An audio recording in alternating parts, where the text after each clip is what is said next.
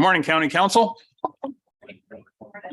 If you, I'll call the meeting to order, and if you join me standing to sing O Canada.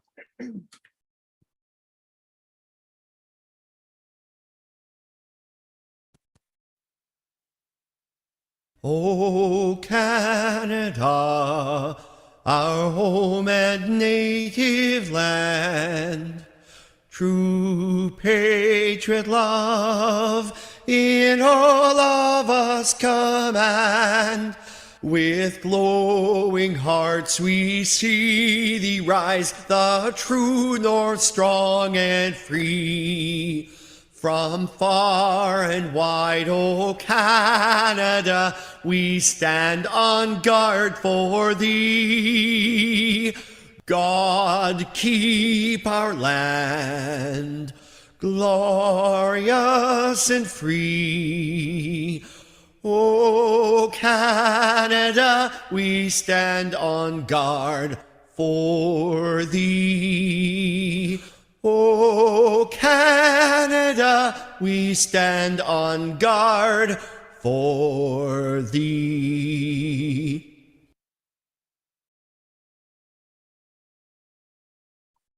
Thank you. And I'll ask the clerk to take the roll, please. Councillor Mackey, Present. Councillor McKay, Councillor Carlton, Councillor Pringle, Councillor McQueen, Councillor Nielsen, Councillor Patterson, Councillor Dickert, Councillor Kentner, Councillor Keaveney, Councillor Body, Councillor Gregg, Warden Milne, Present. Councillor Dobreen, Councillor Matrosovs, Present. Councillor Bourdignon, Councillor Eccles, Counted for. Councillor Hutchinson. Present. We have all members in attendance today. Thank you, Madam Clerk. And normally we ask new councillors to, give a little bit of background. But none. Welcome, Peter. Before we begin, I want to acknowledge with respect the history, spirituality, and culture of the Anishinaabe, Six Nations of the Grand River, Haudenosaunee, the Wendat, Wyandot, Wyandotte peoples on whose traditional territories we gather and whose ancestors signed treaties with our ancestors. We recognize also the Métis and Inuit whose ancestors shared this land and these waters. May we all, as treaty people, live with respect on this land and live in peace and friendship with all its diverse peoples. Is there any declaration of interest related to any item on today's agenda? Seeing none, if one should arise, declare it at that time. First item of business is the adoption of the minutes from our County Council and Committee of the Whole meeting from July 13th. Someone care to move those minutes? Councillor Nielsen, Councillor Patterson. Any discussion? All those in favor? That is carried. Thank you. We have the minutes for the Long-Term Care Committee of Management meeting dated July 11th. Someone care to move those? Councillor Hutchison, Councillor Keaveney. Any discussion? All those in favor? That is carried. Thank you very much. There are no closed meeting matters, I don't believe.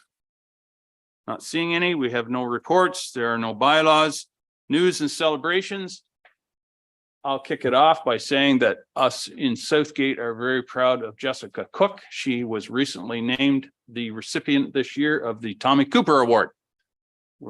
She's a young lady that lives in Dundalk, and she has committed a lot of time and will continue, I'm sure, to commit to rural living and agriculture. So we're quite proud of that.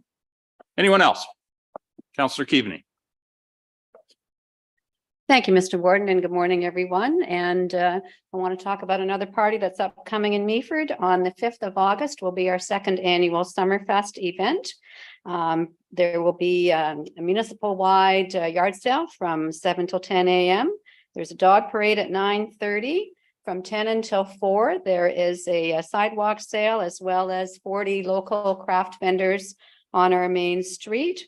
At 12:45, there will be an air show. 81-year-old Gord Price is going back to the air. That had to be canceled on Canada Day, so he's back for his final run at 12:45. And very exciting and new this year, there's a Jeep Club coming to Meaford, and there's going to be an obstacle course set up at our harbor. So there will be lots of Jeep enthusiasts there. Speaking of, I'm not going to be in the obstacle course, but I do own a Jeep.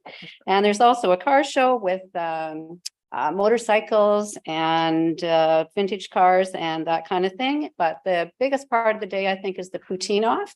All the restaurants are participating and making different types of poutine, some very interesting ones. Last year, Ross was a judge and enjoyed that very, very much. And this year it's going to be an audience choice. So if anybody loves poutine, come on out to Meaford August the 5th. Thank you. Thank you, Shirley. Anyone else? Councillor Eccles. Does this thing come on? Thank you, Mr. Warden.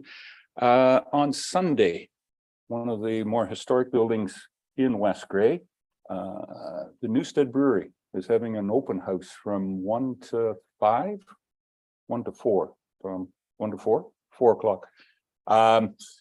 They've done massive renovations since Alan, Andy and Val Stinson owned it for a number of years, and another couple have come in, purchased it, and done a number of renovations to it. So they're having an open house.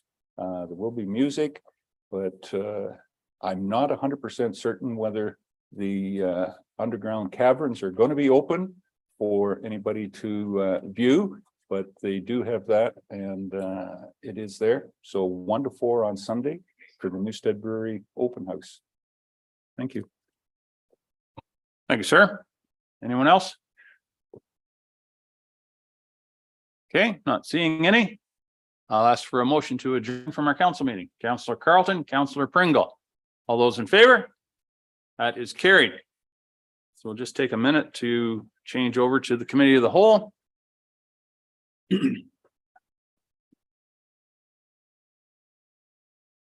Thank you, Rob.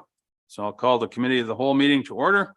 Is there any declaration of interest related to this agenda this morning? Not seeing any. Again, if one should arise, you can declare it at that time. We have a delegation this morning. We have Kevin McNabb and Teresa Thibault. Did I say that correctly?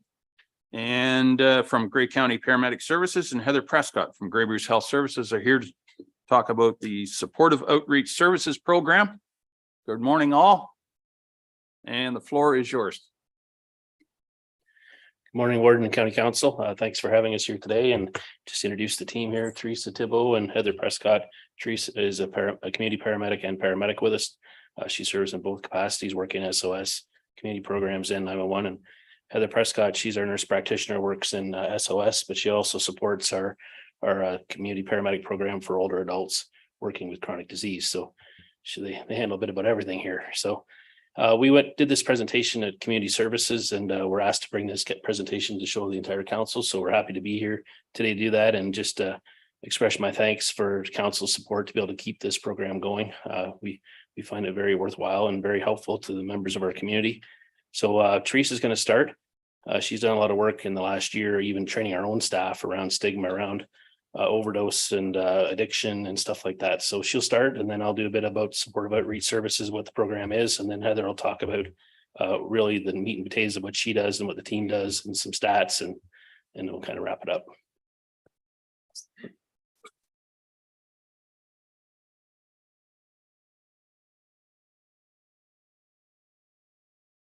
Thanks for having me here today. I'm just going to get right into it.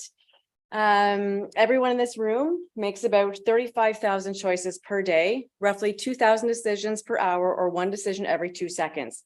What if one of those choices led to a life of daily struggles with addictions, mental health issues, and homelessness? In any given year, 1 in 5 Canadians experience a mental health illness, and by the time we reach age 40, 1 in 2 have or have had a mental illness. Can you imagine feeling the worst you ever have? Hopeless, lost, depressed, scared, and literally have nowhere to turn.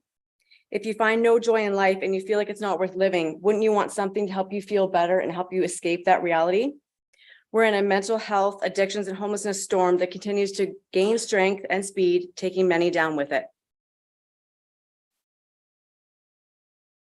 A total of 18,287 EMS responses to suspected opioid-related overdoses occurred between January and June of last year.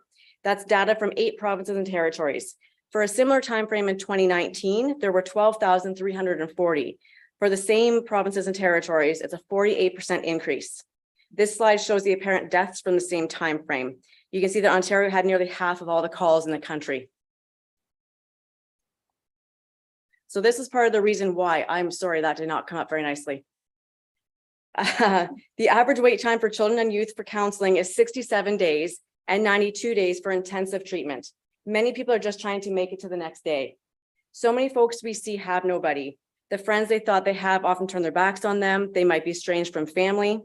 Many of our clients have no primary care. This is sometimes due to doctor shortages, but often due to the way the individual has been treated related to their substance use disorder. These folks have a diagnosable issue, a chronic disease, but often are treated as less of a person than others who have a more visible injury or disorder. People from all backgrounds and socioeconomic status are at risk of developing an opiate use disorder. Every one of us is one decision away from heading down a similar path. Every person we meet is someone's son or daughter. Addiction often coincides with traumas, mental health issues, and homelessness.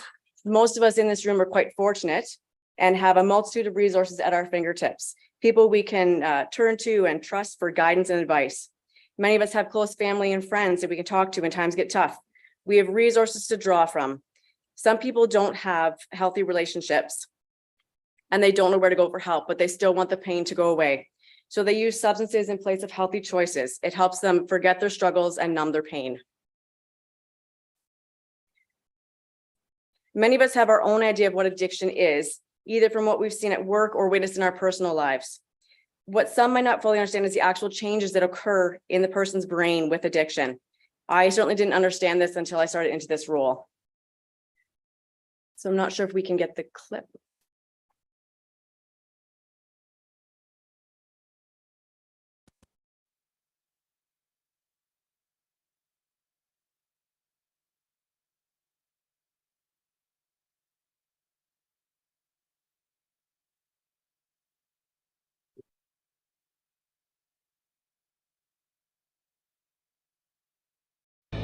This experiment revealed the reward pathway in the brain, primarily controlled by a chemical messenger called dopamine.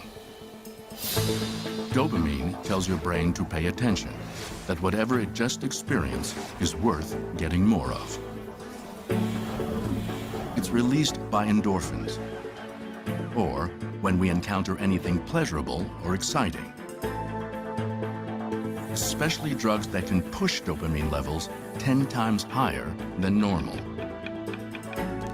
All drugs of abuse cause this unnatural rise of dopamine. And because of that, they're among the most powerful experiences our brains can have. As drugs raise dopamine levels, they also alter the connections between brain cells, creating memories of euphoria that trigger fierce cravings. But it's not just about seeking pleasure. People struggling with addiction soon use drugs to avoid the pain of withdrawal. Withdrawals will make your bones ache. I couldn't leave the house because I couldn't take a step without soiling myself from the withdrawals. You couldn't talk to me. I'd throw something at you, bite your head off. When opioids are abruptly stopped, stress hormones are released at catastrophic levels. This imbalance triggers the opposite symptoms of opioid use, including shaking, anxiety, pain, and intense dysphoria. Many times I would lay my head on a pillow and think, I'm done. I can't live like this. I don't want to be this person. And I would wake up the very next day and I would just do more drugs. I was powerless over my addiction. It consumed me. It owned me. I was a slave to it.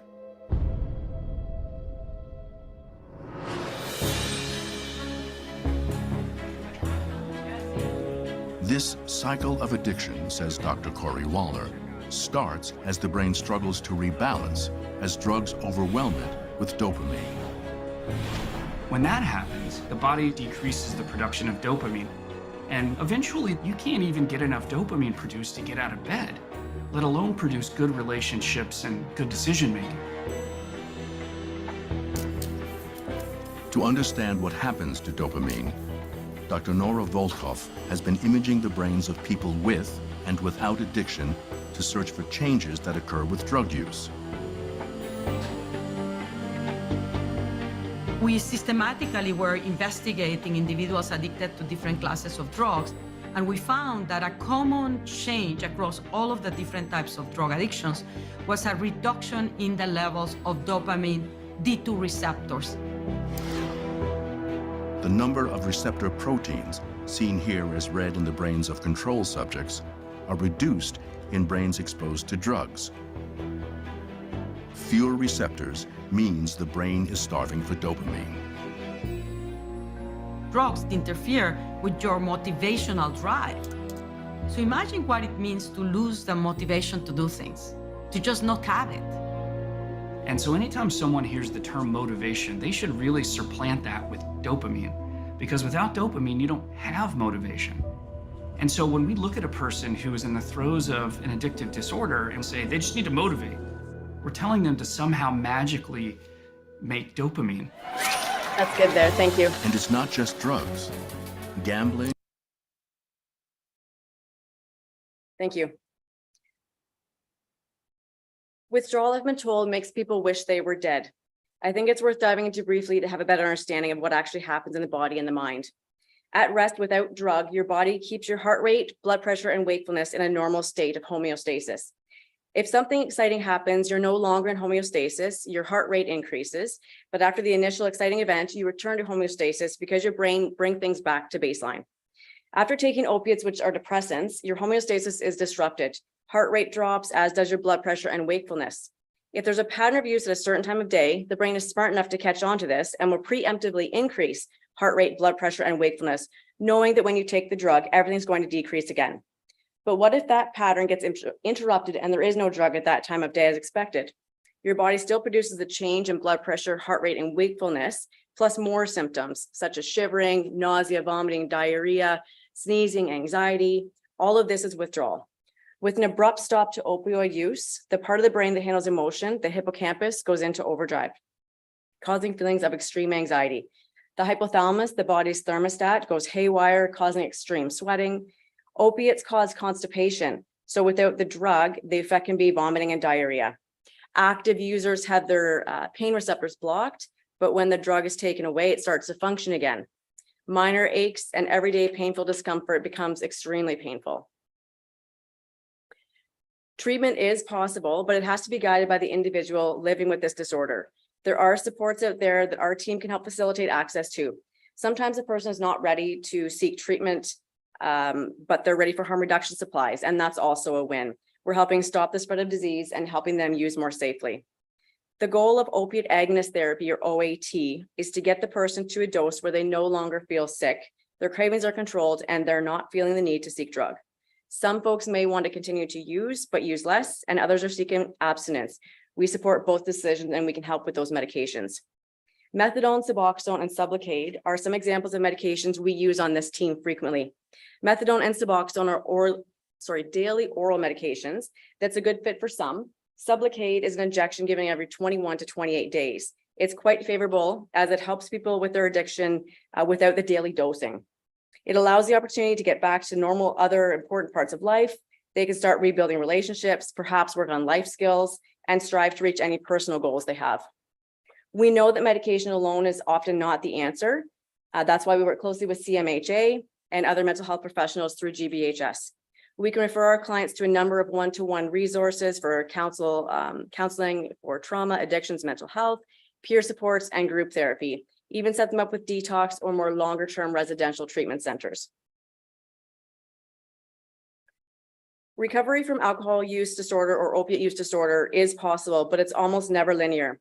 A person may be managing their addiction very well and something stressful or tragic happens and they relapse. We know this happens. We don't punish them or shame them. We simply tell them we're here when they're ready to start back on SOS is an outreach service where people are treated with dignity, respect, and without judgment. We do our best to respond as soon as possible, as we know that there's a short window of time when a person has made the decision to ask for help that we don't want to miss. There's another short video clip, please. This one gives us a little bit of hope.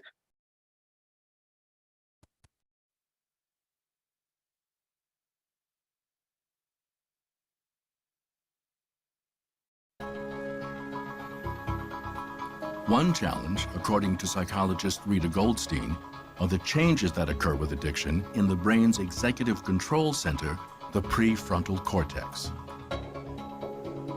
This is the prefrontal cortex in the front of the brain, and we're looking at gray matter, separating it from the white matter. So you can see it's actually tinted gray in this scan. Scans reveal that chronic drug use is associated with reduced gray matter, especially in the prefrontal cortex. Those regions are essential to make advantageous choices, to make the right decision at the right time. So the lower the gray matter, the more the decision-making is impaired.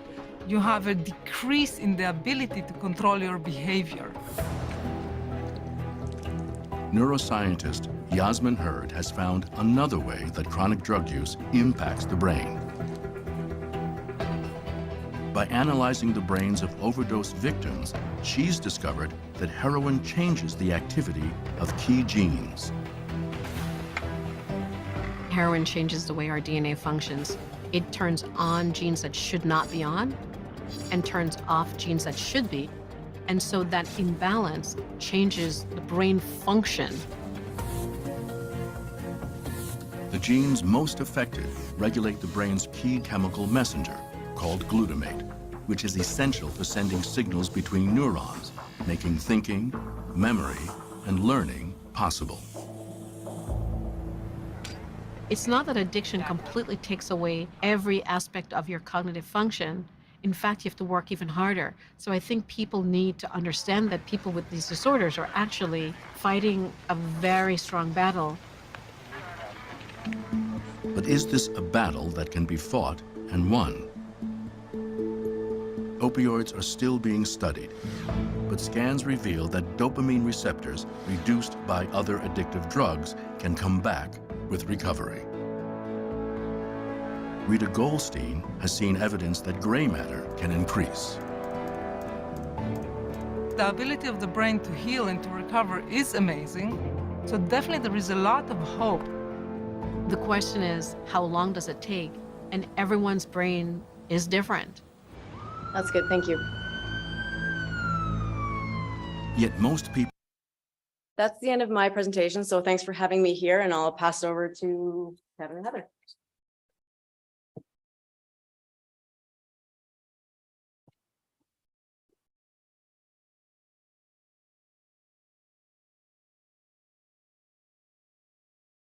So what is SOS? It's we call it Supportive Outreach Services. With that, actually, this name actually came from peers. It was a peer recommended name of families and stuff like that. They come up with a bunch of names and was picked. So we're happy with that name. It is perfectly fitting. The idea of this program is that it meets people where they're at, either in their journey of recovery or even in where they at, or their choices, and also where they're at on the street in the encampment. Places where we see people mostly are on the street and in encampments, side of the road, those types of things. So the mobile team, we work together with a community paramedic, a nurse practitioner. We have 2 mental health counselors and a social navigator. And I think one element of this to note is that we don't just look at after the health aspect, we look after their social needs as well. We are very well connected with their housing here and social services. And we also have a social navigator that works directly with the team. In health, we sometimes think that we're most important, but it's not that way. It's actually reversed. If you don't have housing and you don't have social supports, it's hard to deliver healthcare. And it's generally, so what we try to do is make those connections first, at the same time, still building that relationship to hopefully give them healthcare. SOS was developed, actually, there wasn't a lot of good stuff that came from COVID, but there was some, and a lot of it was around collaboration and working together with partner organizations. In June of 2021, there was an outbreak in a rooming house in Hanover, And we were to support people there that had were either exposed to COVID or had COVID. And the idea was that they had to remain in that place for about a month. And during that time, we found a number of people there that had mental health and addictions problems, and we had to support them and keep them safe. What we found through that month by delivering primary care, addictions care, social support, food, more or less meeting all their needs, there was quite an improvement in their health. And when the exit plan was being developed, not only we were having trouble not wanting to leave, the people there wanted us to stay as well. And so we worked on a plan to gradually reduce our services to where we're every other week. At the same time, we're still continuing to have opioid overdoses significantly in Owen Sound. And so what we built in Hanover, we actually implemented here in Owen Sound, the same type of services, where we have the same people working together, same organizations in a fixed site. We do it downtown at the market. So a bit about our timeline. We started in June of 2021. In October, that was in Hanover, and in October we started in Owen Sound. Around Christmas time of 2021, Ontario Health West had asked us if we would be able to do some sort of a work in the community of doing work like SOS, but mobile. And it actually was timely, because what we were finding at that time was we'd make connections every other week, but then to follow up with people, we just weren't available to be able to do the follow-ups. Because the idea of this is that it's not just one time. You have to meet with people multiple times and give them ongoing care from anywhere probably from 30 to 90 days. So we were fortunate that Ontario Health West funded us for a program, a pilot of 3 months, and then we were able to keep going with that program. Through that time, that we ended up with a rooming house fire, the same place that we had a problem with before, and that we were able to support those people probably within about 3 or 4 hours. We were able to get almost like an evacuation center set up at the church where we deliver the care, and all the partners came together to support them and remained in place to support them. And through COVID, there was a number of outbreaks, a number of other shelters or other locations where there's congregate living. And also we've been, we were even to another municipality outside of Gray to assist as well. In April 2023, we never ever had base funding before, but we actually got base funding from Ontario Health West. It's not the full amount, but it's $360,000, covers about 70% of the cost. We continue to look for 100% cost. We feel that this should be 100% funded, but at least they've came forward with that amount so far. So this is how the team works. We have an addictions specialist physician that oversees the team for specialty cases. We have a community paramedic that works with a nurse practitioner. The nurse practitioner not only does primary care, but that does addictions care. We have 2 mental health counselors. We've actually added a mental health counselor just because of the volume of mental health, and we needed assistance in that area, especially doing assessments. Some people can wait 6 to 8 weeks to do they call it a gains assessment, but we can do it pretty much in the moment. So we can get those off to get them into treatment centers. And then one of the most important parts here is the social navigators, that they're able to look after anywhere from socks to shoes to food to getting to appointments. And a big part of her role right now is ID. People quite often have their ID stolen or lost. And so being able to have that ID is very important. And then that makes up our team. And then we're supportive of all the partners, at over 20 partner organizations that work with the fixed sites. And we've been meeting now every 2 weeks since June of 2021, and very rarely do people miss that meeting. It's quite phenomenal to see people show up from these partner organizations every couple of weeks to discuss and help each other. So the interventions that we offer is medical care, addictions, medicine, crisis management. We're a 911 system, but we do crisis management. The team will respond to overdoses, not as a primary, but they will be there to support people that are either if the overdose victim or the family or friends of the victim. We did a number of COVID-19 responses and helping people, especially in congregate living, about care and testing. And we also did quite a vaccine rollout across the Grey County for areas that maybe wouldn't have been serviced by vaccination. And again, back to the wraparound social care and system navigation, which is very important. One thing I can say to this is that the people that we work with are not coming to traditional healthcare. They don't, like, we all get in our car and we drive to the hospital, we drive to our doctor's office. First off, most people that we work with, they don't trust the healthcare system. They've probably been wronged, and and they're not coming. So we actually literally have to go out and find them, and we will do that. Every day we're out looking for somebody that we need to follow up with, and that's the beauty of this team. Public Health has been with us since the start, and they're really in charge of organizing the project. They developed a logic model.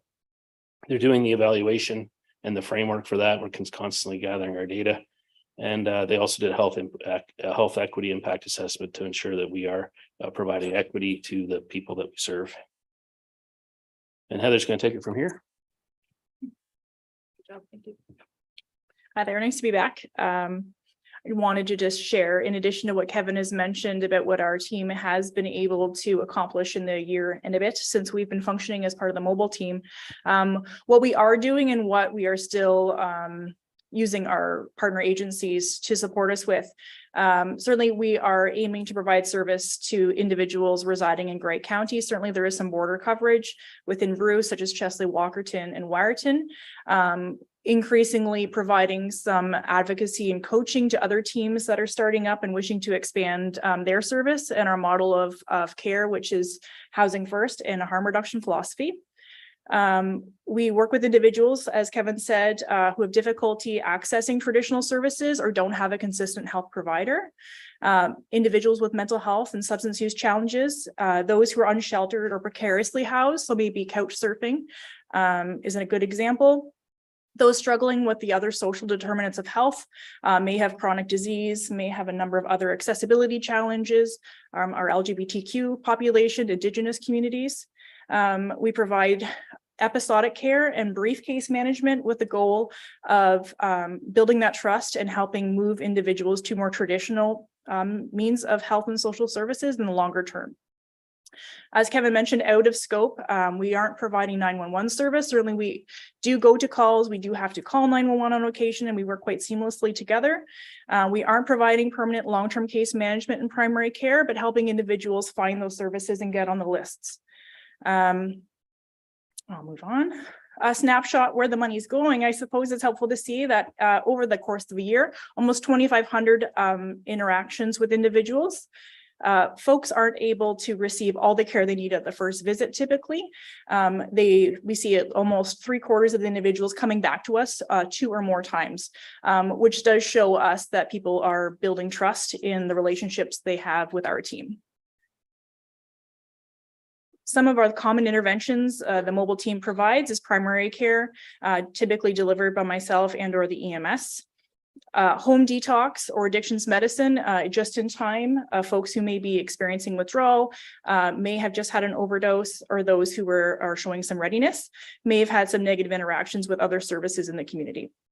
We provide a lot of referrals, such as to psychiatry, concurrent disorders, our partners at CMHA, as well as housing. We provide a lot of infectious disease and chronic disease management, and supporting individuals who might be experiencing human trafficking or home takeover. And our service navigator provides a lot of system navigation as well, and brief counseling and harm reduction, as in that may be something like wearing a bike helmet on a bike or providing clean supplies for using injection drug use. Some of our medical interventions, particularly early on in COVID, providing a lot of support for blood work, wound assessment, STD, STI, COVID testing, vaccination treatment. We do a lot of opiate agonist therapy, as Teresa mentioned. A lot of symptom relief when it comes to the individuals experiencing withdrawal. We gave over 2,000 units of harm reduction supplies, and many, many referrals made to partner agencies. So we don't own anyone. We support them in the course of care that they wish to go. Most frequently, we're referring to CMHA, our housing here within Grey and Bruce, to the emergency room, other primary care services, social services, peer support, public health, telemedicine. It goes on and on and on. It's interesting. Sometimes you'll see the 4 or 5 of us sitting together all on our phones to make the care plan come to fruition, just like that. We know exactly who to call. And it's been really great to share that expertise with the teams that are growing within our county and outside.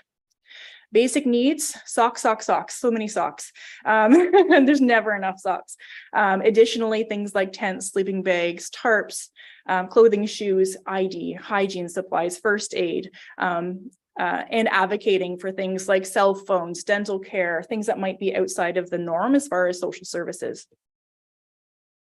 And finally, public health has been wonderful. I'm a bit of a nerd, but not to this degree as far as collecting our data and showing us where we're doing well, where we can improve, and making sure that we're meeting our goals. We are also reaching out to our clients that we serve. We use an OPOC study and just some data that individuals are generally strongly agreeing or agreeing to items such as we're providing responding to their urgent needs, their crises, referring to other services that we're knowledgeable and competent, being treated with respect, obviously one of our fundamental goals, and that we're sensitive to cultural needs.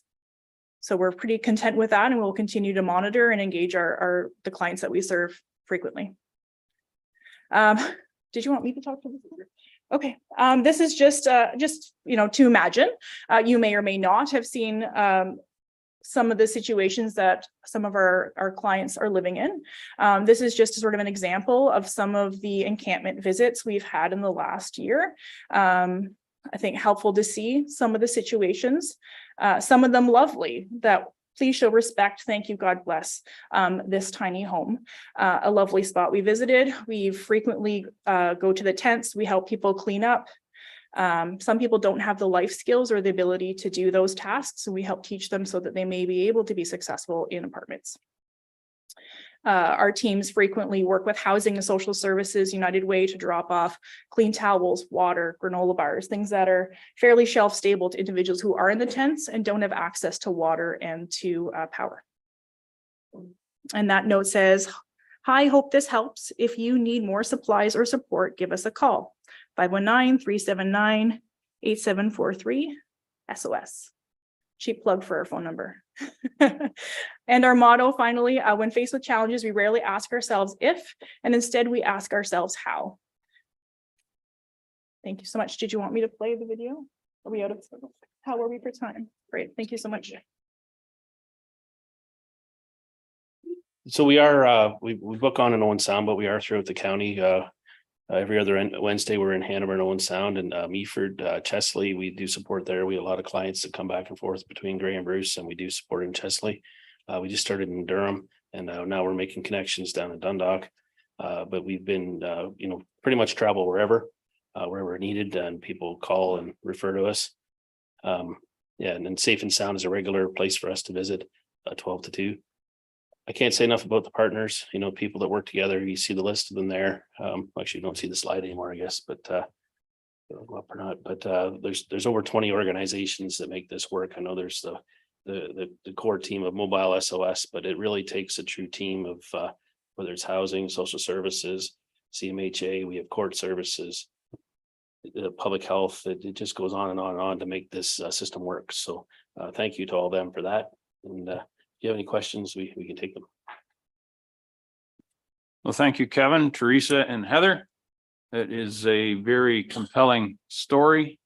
I'm reminded of an old saying that the one indicator of how good a community is how they support the disadvantaged amongst them. And I think we are very well served by this organization and all the organizations that do support the work that you do. So are there any questions for our delegations today? Councillor Gregg. Thanks, and through you, Warden, and thanks for the deputation today. I have often the unfortunate opportunity to see some of these disadvantaged individuals in our community just as a basis of where I work. When you talk about one decision away and intervention and the provision of certain materials to support people through the program, at the end of the video that you showed, there's a lady who has 2 kids stripped away from her, and some take materials or resources are given, drugs, and then sell them to others in order to get the money for harder drugs. I just wonder, or is there assurance that in the provision of these materials that there's not opportunity then to engage an innocent 14-year-old or 16-year-old? I mean, you talk about that one decision away, that they're being provided that one opportunity now to become addicted. So I guess I'm just hoping that the system itself supports it enough in-house that there's no leakage or opportunity for that to occur. Yeah, through you, Warden, and maybe Heather can assist here as she's more the expert, but when we talk about opioid agonist therapy, there are controls put in place around methadone. Witnessed that when they take their dose each day, it's not that they get issued it, and if they do get issued, there is certain parameters that have to go around it. It has to be locked. But typically with us, it's at a pharmacy. Suboxone is and Sublocade, it's buprenorphine, which Suboxone is built that it's like the best is like a strip that goes on the roof of your mouth. And if you were to try to break that down, it actually would release the Suboxone, the naloxone, which would actually be counterproductive to that. So there's no sale value in it. And the Sublocade is an injection. So that actually sits in your tummy. It's there for 28 days. And the beauty of that is that you get that buprenorphine release to, reduce your cravings and reduce your withdrawal symptoms. And that's our goal, is to get them to that long-term. If that's their goal, is to get them into that long-term therapy. That's where we really can make a difference. We have probably at any given time about 30 people on Sublocade. So we'll give it in parking lots, street, wherever. But if we can get them to that point, that's where we want to get them to. And then at the same time, trying to work with their social needs and also their mental health needs, because it usually is quite it's not just one thing.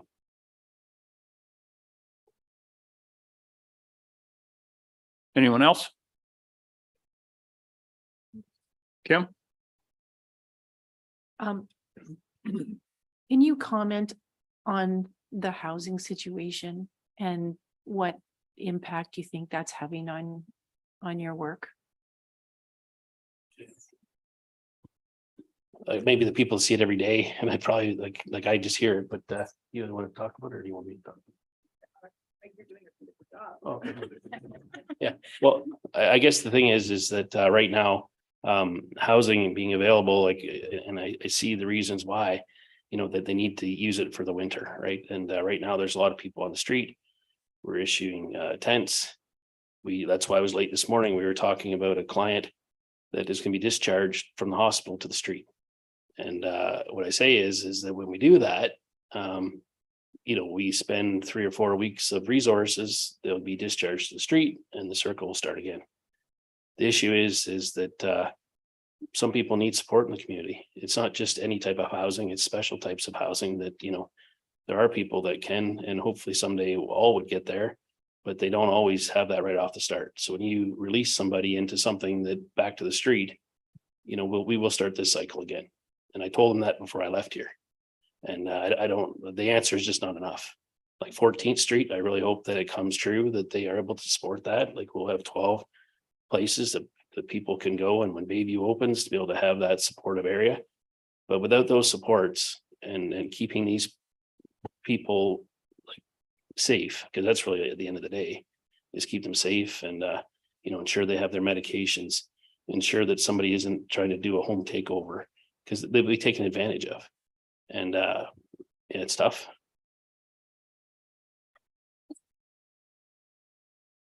Anyone else? Councillor Kentner. Thank you, and through you, Mr. Warden. Just speaking for those of us on the Community Services Committee, this is a made in gray solution that it's very much a Band-Aid, but without it, a lot of people would be falling through the cracks. I think it's significant that Dr. Era has acknowledged that there's a reduction in overdose deaths and things like that, all attributable to what I feel and what I think the committee really supports is the fact that this whole approach has been sort of cobbled together just through the experience and the gut instincts of the people that are working here, and we really owe them a debt of gratitude, and we should be looking for ways to help them and get the financing they need to keep this going. Thank you. Thank you, sir. Anyone else? Councillor Eccles. Thank you, through you, Mr. Warden. You mentioned about the injection methadone and whatnot. there, if I'm correct, there's still a couple of private methadone clinics or doctors that are administering that. How's the connection? You going, some of the service going out and, as you said, in a parking lot or whatnot, giving the injection, and is there a connection there so that between the private clinics and what we're doing, or you're doing, not we? Yeah, and I think Heather will answer this, but there is like safety built into that, when Heather enrolls people, like she's the prescriber. She'll need to check their medical chart, see that type of information, obviously talking to the person as well. So the methadone, obviously is given usually through a pharmacy, right? They have to go to a pharmacy to take it, or they have to go to a facility like an OAT facility to get that taken. But I don't know if you can talk about double prescribing prevention. Yeah, so there are a number of other agencies within our county that are providing addictions medicine supports. Namely, I would say our RAM clinic and our OATC here in Owen Sound. I do work for RAM, so that's fairly collaborative for individuals who may not be able to maintain appointments, may not feel safe within the walls of a hospital system. We often provide a bridge for individuals to get caught up, get stable, and then return to the traditional services as the longer term goal. As a nurse practitioner, I don't bill, so there's no issue related to OHIP. All the controlled substances that Kevin had mentioned, methadone, Suboxone, and Sublocade, all go through a database within the system attached to the health card of the individual, so they can't double doctor or double dispense at the pharmacy. So there are some built-in safeties. There are other agencies potentially coming in, not Grey County currently, but we're doing our best to work with public health and our other agencies to make sure we're collaborative and providing our feedback by what's working, what's not working, and where the gaps are in service. Thank you. Any other questions? Okay, well, thank you very much, Kevin and Heather. Teresa, I saw stepped out to take a phone call, but thank you very much for your presentation this morning. We appreciate all the efforts you've been making. So, determination of items requiring separate discussion. Are there any items in the consent item that anyone would like to pull for further discussion? Councillor Body. Thank you, Warden Milne. If I could pull, I think it's D, which is the listing the homes for sale in Westmount. We'll be looking for a discussion around the table when we get there on whether it's still the right direction to go. Thanks. Okay, noted. Anyone else have any items?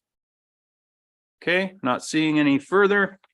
Would someone care to move that we adopt the rest? Councillor Warren, Dickard, and who would like to second? Councillor Bourdignon. Gotta get used to saying that name. Any discussion? All those in favor? That is carried. Thank you very much. Madam Clerk, I presume we'll discuss the one pulled item later in the agenda. Okay. So the first item for direction and discussion is the update on the climate change initiatives. Would someone care to move that report? Councillor Nielsen, Councillor Carlton, and we have Rebecca Denard, who is going to lead us through that report. So welcome, Rebecca.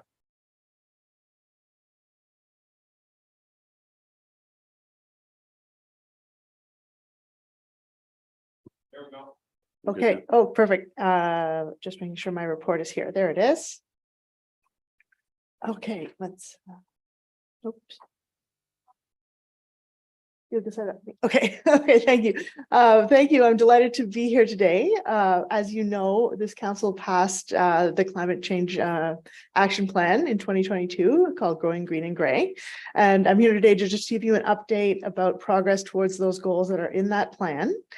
And it's me instead of Linda. Linda Swanson is the regular person in this position. She had a beautiful baby boy a few weeks ago, and so she is very busy looking after that little person. And I'm here happily moving these initiatives forward on behalf of her. So I'm just going to dive right in. The plan contained 4 foundational pillars and 5 key next steps. So you'll see a lot of those identified in our actions that we're going forward. So I'll be going through some of the actions and explaining some of the things that we're doing. And if there's any questions about anything, please feel free to jump in. So community action 1 is about forest habitat biodiversity protection and expansion. So for this, we're doing a demonstration pilot project in collaboration with Neighbor Woods North. And you may have seen as you came in today, there's some work being done on the county lawn to naturalize, create more naturalized areas. This includes a tiny forest, some pollinator gardens, and a rain garden. And at some point we will have interpretive signage that will educate the public about the purpose and the value of these naturalized areas. And the idea of this project is to provide an example for others to follow. So we're learning a lot of lessons about how to do this and what are some good policies and procedures to make this effective. And with the hopes that other naturalized areas can spring up around the county in former lawns. So just to provide you a little overview of the map of where things are planned, you'll see the rain garden. Sorry, this type is really tiny, but hopefully you have it in your report. The rain garden there is at the bottom of the hill to try and capture some of the stormwater that comes down that hill. We also have pollinator gardens next to the staff entrance to sort of provide an education piece there. There's also some trees. I'm hoping they're going to be apple trees because that would be great around the other side of the building, as well as a South Hill wildflower garden. That's a place where it's actually really difficult to mow. So it was a health and safety issue for the maintenance staff to be mowing that area. So we're now turning it into a beautiful wildflower garden. So that solves 2 problems in one go. And the last one is a pollinator garden that we're looking to put a place around the monument, and wanted to get show you how that would look with some visualizations there, so that you see that it's sort of enhancing the monument and framing it nicely with these native plants. And there still will be a place for people to access the monument if they need to have a moment there, or place a wreath, or be interact with it in some way. There's going to be access, and the plants will mostly be behind and around. So that's that one. Our next community action is capacity building around sustainable agriculture, another foundational pillar. And for this one, Wellington County is actually leading a pilot called the Experimental Acres Farm Pilot with participating farms in Wellington, Grey, and Dufferin counties. And this project provides farmers with a low-risk way to try a new sustainable agriculture practice. And we have everything from really experienced, 20 years experienced organic farmers to more conventional farmers who are really open to trying something new. And it's really exciting to see the willingness for these farmers to participate and try something that they may not be going, fully to a full-on sustainable farm, but they're looking at ways to make their farming practices more sustainable. So lovely to see, kind of meeting them where they're at and being able to move everybody forward with the next steps. And Grey County will be receiving data about how the new methods are working, with the hopes that we can share that and have this project replicated by other farms in Grey County. So we're also exploring options with Grey Ag Services in Wellington County to continue this program beyond December 2023. That's when it was funded by the Our Food Futures program, which that funding is coming to an end. So if we want to have this program continue, we're exploring ways that we can work with partners to make that happen. Okay, so local food production, that's another community action. This one's being led primarily by our planning staff, and they're working with Grey Bruce Public Health, as well as the Security Action Group, as in the Community Garden Network, to make a map of the community gardens in the county. So community gardens are really a win-win-win for everybody. It supports local food, biodiversity, green infrastructure. It also promotes active living and an age-friendly community strategy action plan as well. So there's lots of advantages to community gardens. So we're creating a map to find out what types of gardens there are, if they're open to the public, if they have plots available, how accessible are they, where do they grow. And once that map is complete, it's also working with our GIS department. It will be on our website as well as available through the 211 information service. So people looking for community gardens will know where to go to find them and get involved.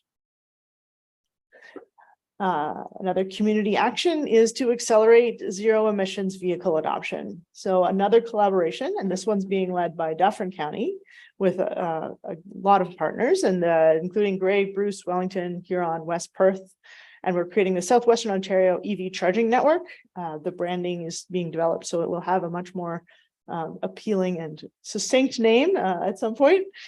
And in this one, Ivy was selected by RFP to install and manage the chargers, and they will be applying to the ZVIP funding from Enercan in the fall so that we can get these chargers built. And the idea is that they will install, maintain, and manage the chargers, and it will be a paid charging service. So it's their business is to do that, but at this point, it's at no cost to any of the municipalities or the county to have these chargers installed. The idea was that we wanted to get a good coverage of the area, because currently there's only a few routes that you can go through with an EV and be sure to have charging. And the idea is that we really want broad coverage, so you can go anywhere you want to in the region, in the county, and be sure to have an accessible charger close by.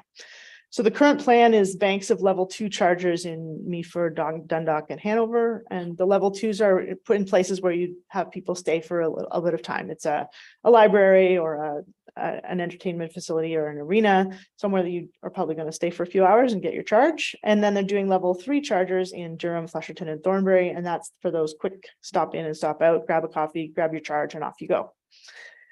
We're also working with member municipalities to explore other opportunities to expand EV charging, both on the fleet side and on the public charging side in the future. This is not the only project. So if we didn't get in on this one, there'll hopefully be other ones to really get more and more charging in the area. You can say this is Linda presenting at an EV conference, because this project was sort of selected because of its innovative and collaborative nature. Okay, next.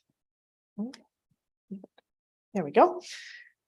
Okay, so this is the one that we're leading. This is Community Action 11, which is developing green standards for new buildings. And we are leading this collaboration with Dufferin and Wellington County to create green development standards for all of our communities.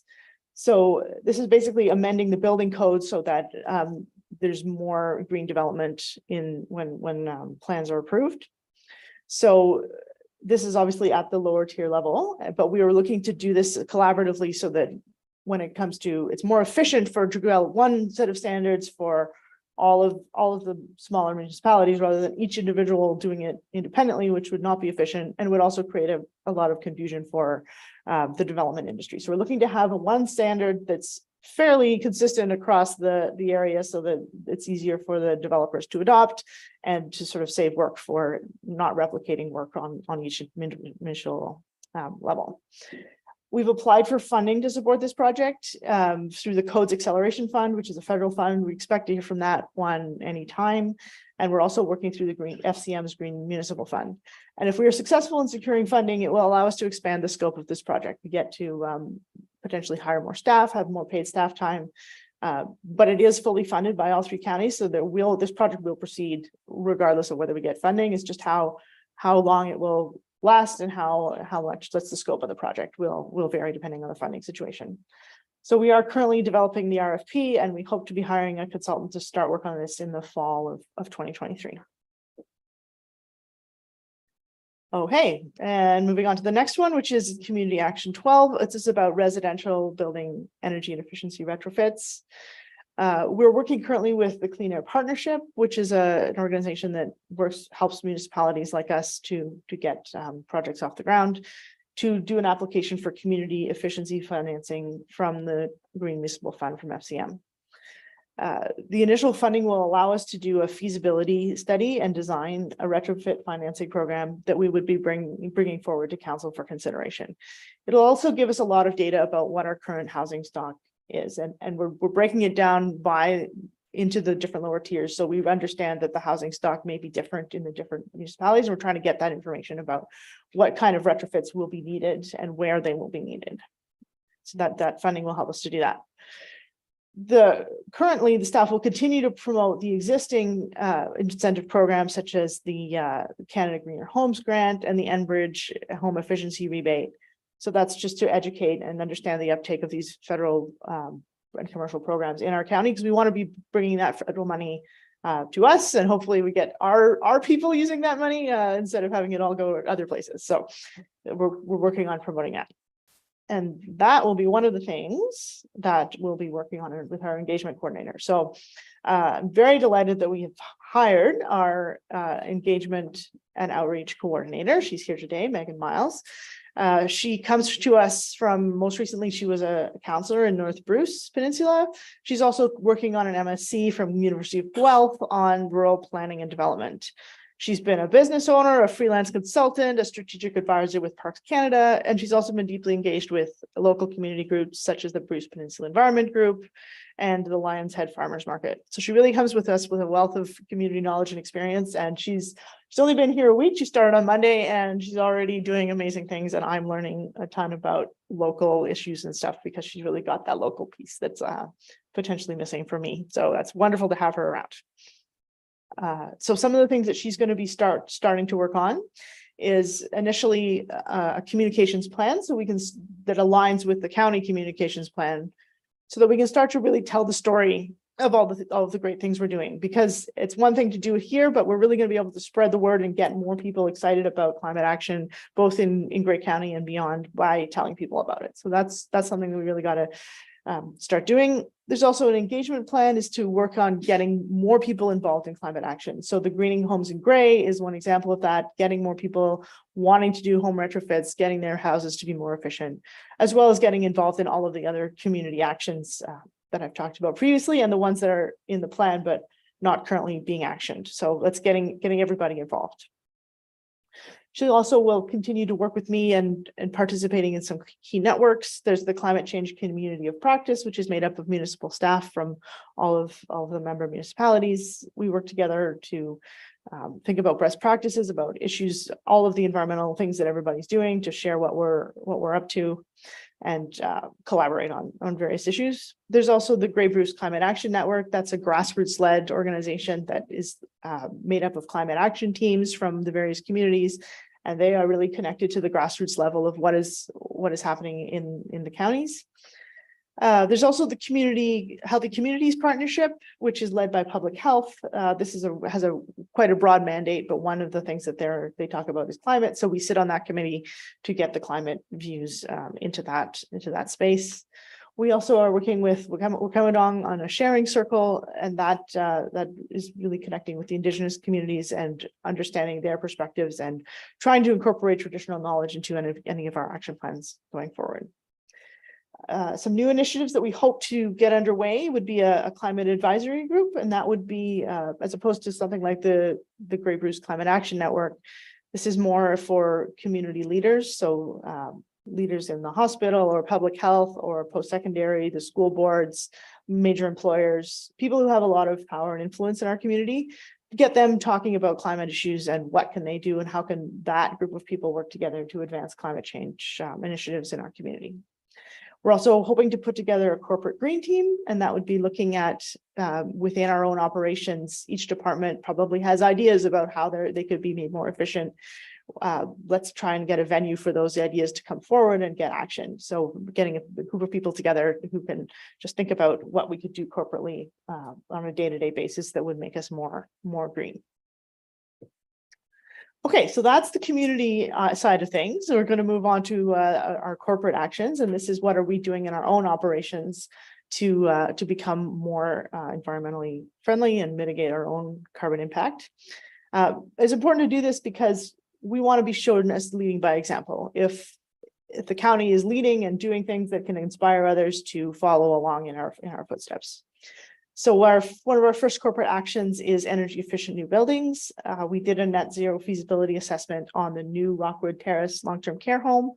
It would be, if not the first, one of the first net zero long-term care homes in the province. So that'll be exciting if and when that goes forward. It has been selected as a net zero ready design, and it's incorporated into the plans for the new building. So that is moving forward, and the building will be very energy efficient, and it will be on track to be net zero by 2045, which is our corporate net zero target. We're also looking to retrofit all of our existing facilities to be net zero by 2045. This is where we have a lot of information about the annual GHG and energy use for the most of the buildings, but we're looking to do a deeper dive into analyzing the daily, weekly, monthly, yearly trends to really help staff understand the building operations and commissioning and to lower our utility bills. We have the data about the big picture, but we need to do a deeper dive so we can understand what to do about why is this building using this electricity. You'll see at the bottom there, it's a little graph of Sydenham campus, and there's those spikes that happen at 9 a.m. every morning. Why is that happening? Can we do anything about it? Can we reduce those spikes because we pay electricity based on peak demand? So it's that type of work that we need to do, and just looking at the data from our buildings, we can gain so much insight into how we might just make them better at a zero cost, just by changing things how we work them. So we're currently hiring a climate change data coordinator who will assist with this work. There were over 130 applicants, and we finished doing interviews yesterday. So I'm really excited that we're going to get somebody amazing who will help to advance this for the county. And we may invest, depending on what skill sets they bring to the table. We may be investing in some outside training and support for this work, such as the Mayor's Megawatt Challenge or an energy treasure hunt, where we really do a deep dive into a building or a set of buildings to understand what's going on. And then after we have that data, that's the time when we examine capital plans and we update our energy and conservation demand management plan to align with our net zero goals. And one building that we've really put a lot of emphasis in is our Sydenham campus. We have done a net zero feasibility assessment of this building, and the goals are to reduce the utility costs and achieve net zero by 2045. I'm really excited to work on a building like this because there's a lot of Sydenham campuses in the world, like older normal buildings we need to get them to the net zero. It can't be just the new flashy buildings that are net zero. We need to get everything to net zero. So starting with something like Sydenham campus, where the utility bills are quite high and we're looking to make those reductions, is a good place to start. So once this assessment has been finalized, staff will make recommendations about what retrofits for future capital budgets. We've also applied to the Green and Inclusive Community Buildings program, which would support up to 80% of retrofit costs. So that would be a good opportunity to make this a demonstration project for the county and to have that cost covered by the federal government and get us to a net zero place more quickly, and also save on future capital costs and utility costs going forward. If we can the sooner we get to net zero, the sooner we start saving on the energy costs. And we may also be looking at doing additional net zero feasibility studies, either on individual buildings or sort of a complete strategy looking at all of our buildings to sort of assess where to go next. So that's future work and will be something that the climate change data coordinator will be working on. Finally, corporate action about zero emission fleet vehicle adoption. So this is moving from gas cars to EVs. And we have completed assessments about our long-term EV and charging needs, as well as the current electrical capacity of key buildings. So the conclusion of that work is that most of our, particularly transport depots, will need an upgrade in the electrical systems to meet our long-term charging needs. So REC staff is recommending a phased approach where we're going to, as a phase 1, install some level 2 chargers, which are the slower chargers, in locations where electrical upgrades are not required to do that, and where level 2 charging will be appropriate for the long term. So level 2 charging would be a good place where vehicles are parked overnight for charging, the small trucks and SUVs, that kind of thing. We're not doing ambulances and snowplows yet because we haven't figured that out, but we will. And we're planning to apply for ZBIT funding from NRCan to support this first round of infrastructure. That application isn't open yet, so we don't know the details of exactly what that will entail. So when that application opens, we'll be coming forward with a more concrete plan.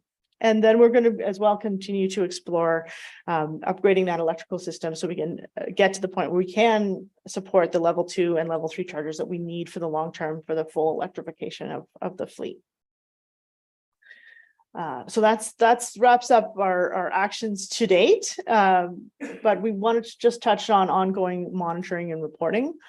We have set some ambitious but achievable climate goals, both on the corporate and community side. So we're looking at net zero for community by 2050 and for corporate by 2045. So we want to be actually tracking, like, is what we're doing actually being effective in achieving those goals? So the climate change data coordinator will be assisting in developing the best practices in data collection, analysis, and reporting so that we can actually see if we're getting to where we need to go.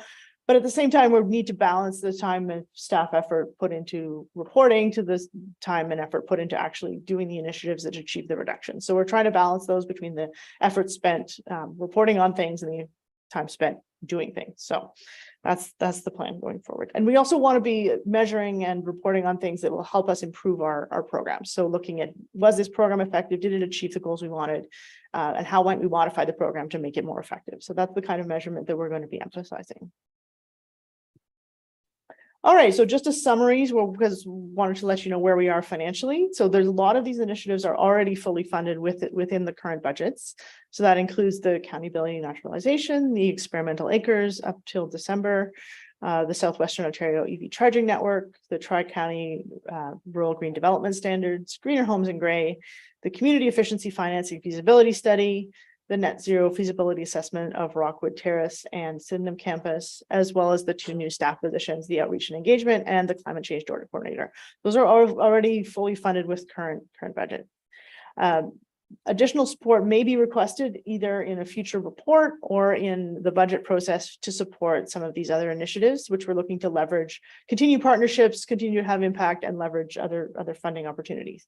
So continuing the experimental acres project, that's pending some conversations with Wellington, and implementing the net zero retrofits on Sydenham campus, pending the outcome of that GICB funding, if we get the funding to do that project.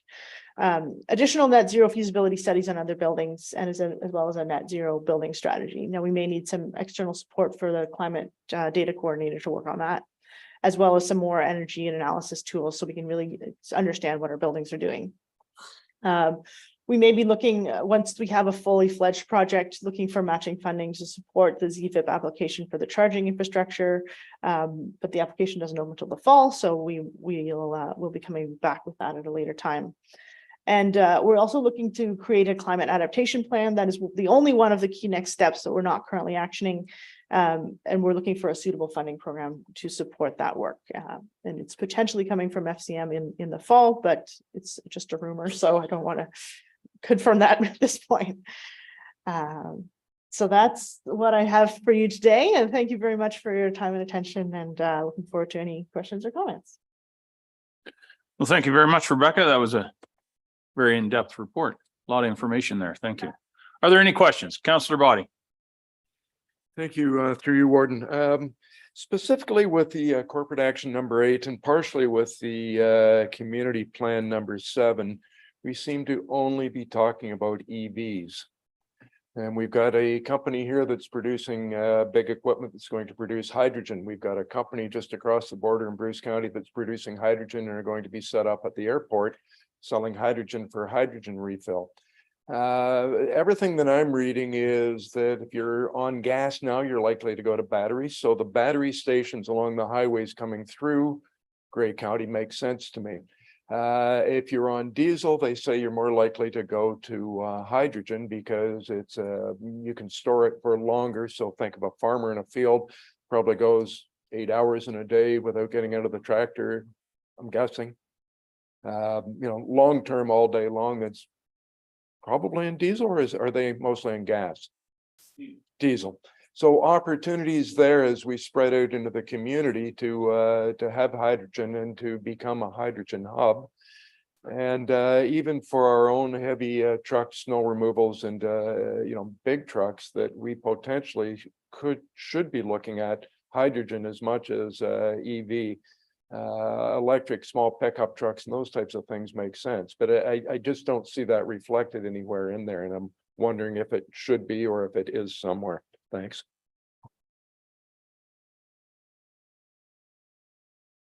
There we go.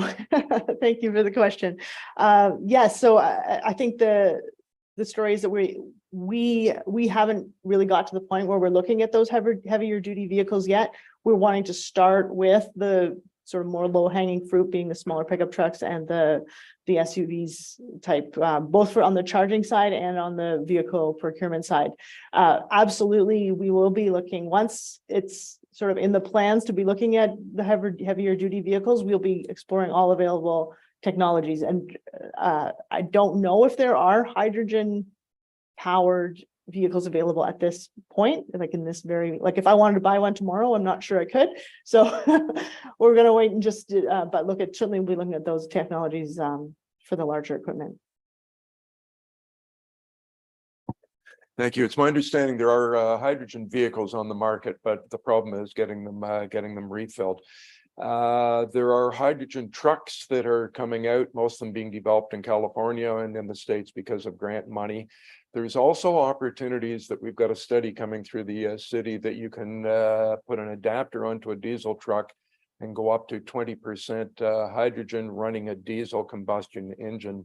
Don't know if it's going to work, don't know how expensive it's going to be, but watch, we should have a report coming. And I suspect that we're going to get to the point that it will only make sense if we're sharing it with other municipalities and with the county and getting everyone to buy in on that piece of apparatus if it works at all. They're using it in Alberta. It's partly testing, and I think the opportunity's either there or almost there. So it's coming quickly. Thank you. Councillor DeBreen.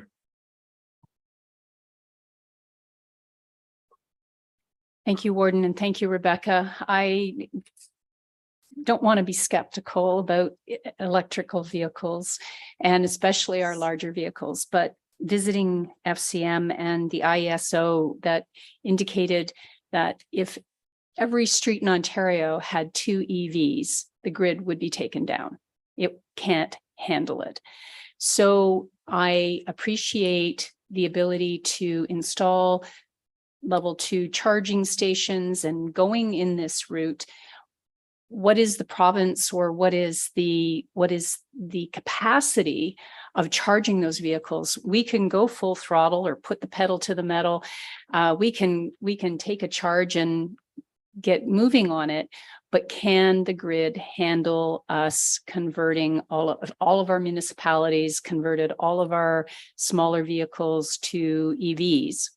And what is the best practice to considering hybrid, giving our rural environment being net zero?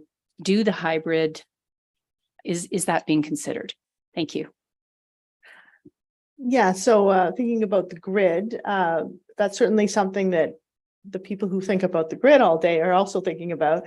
So the IESO recently came up with a report. It was my first debut to report to council about the IESO decarbonization study. And they're looking at how do they improve the grid because they see this demand coming, because that's how Canada's going to achieve our net zero goals, is to move from the fossil fuels to electrification for all kinds of things, not just the vehicles, but also our heating and our cooling, and everything is going that way. So there are definitely people who are thinking about that grid situation and trying to figure out how to solve it.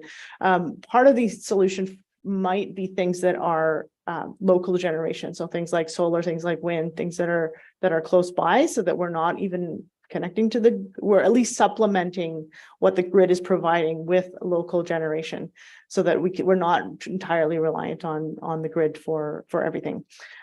So like, yes, lots of solutions are being considered, and they've got many different pathways for what they're doing. Second question, part of the question was about switching to hybrid. Yeah.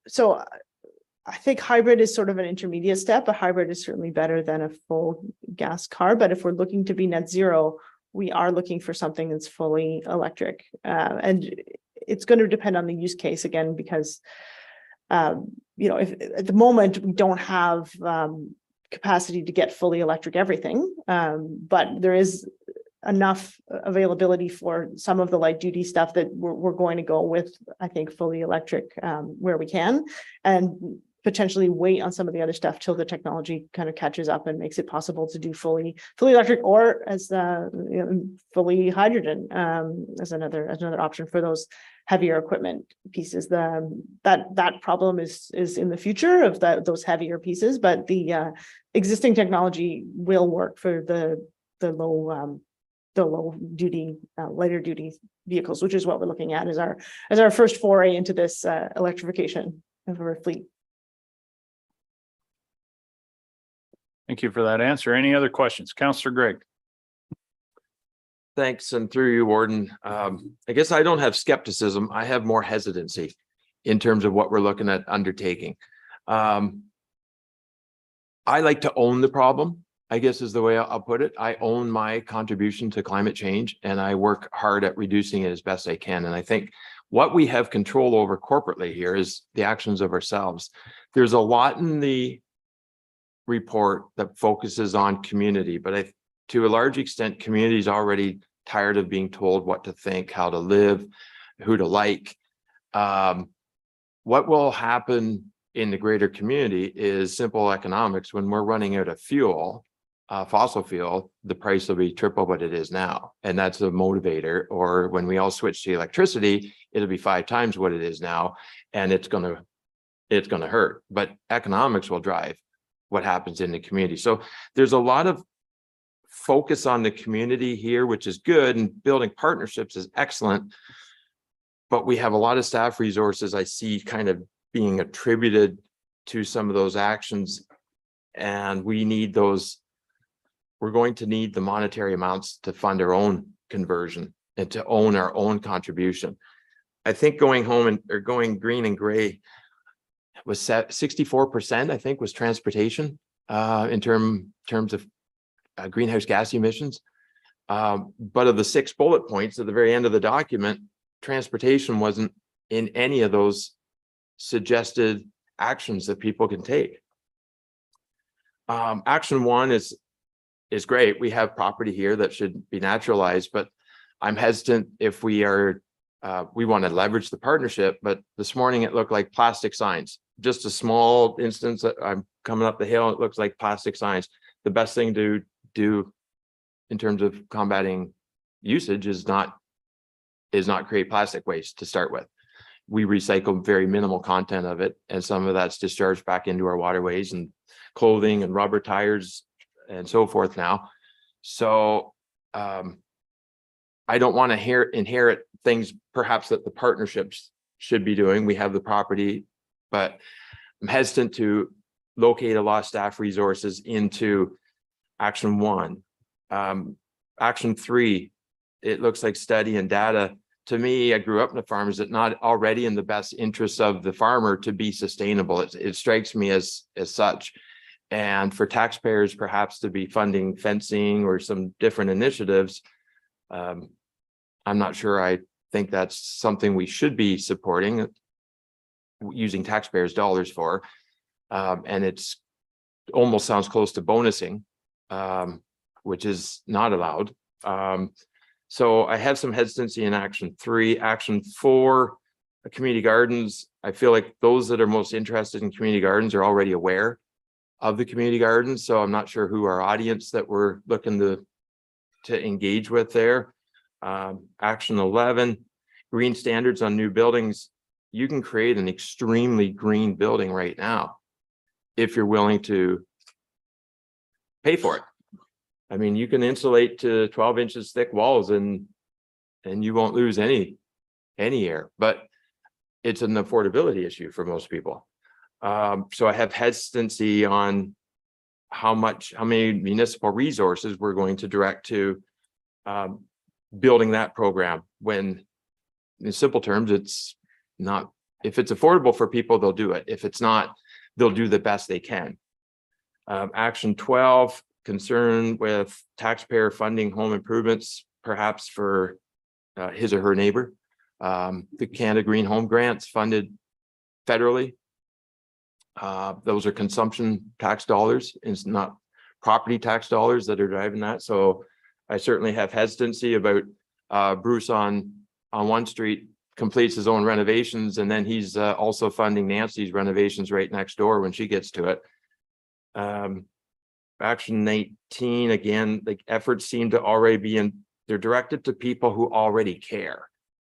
I'd like to see more focus on the corporate actions here. Those are what we have best capacity to own, to change, to reduce the greenhouse gas emissions that our staff travel annually, collect that data. Like, we have a lot of resources in-house. The report kind of speaks to adding more staff through a study. And I just have hesitancy for council to support allocating more resources to that and not focusing on more what we should be owning, which is corporate. That's where our focus should be.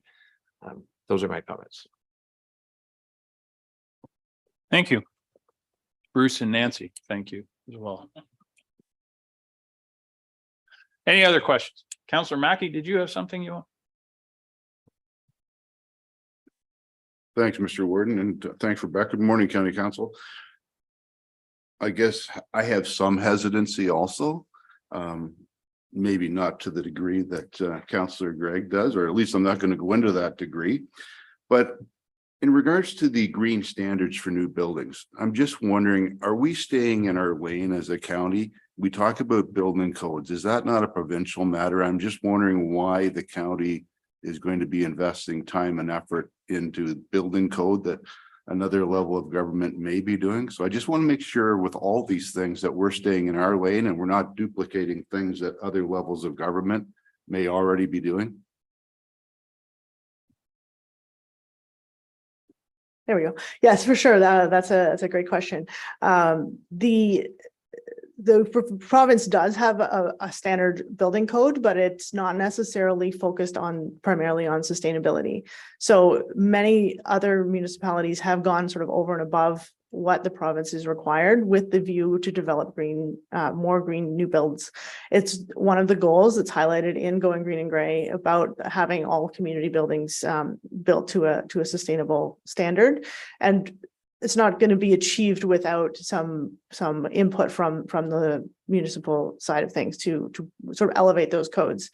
And the reason we're working to develop our own is that we don't want to just replicate what's been done in large cities like Toronto or Mississauga. We have a very different kind of building and development industry here and a very different goals. Like, we're not building 20-story sky rises. So we need to think about what is appropriate for our communities.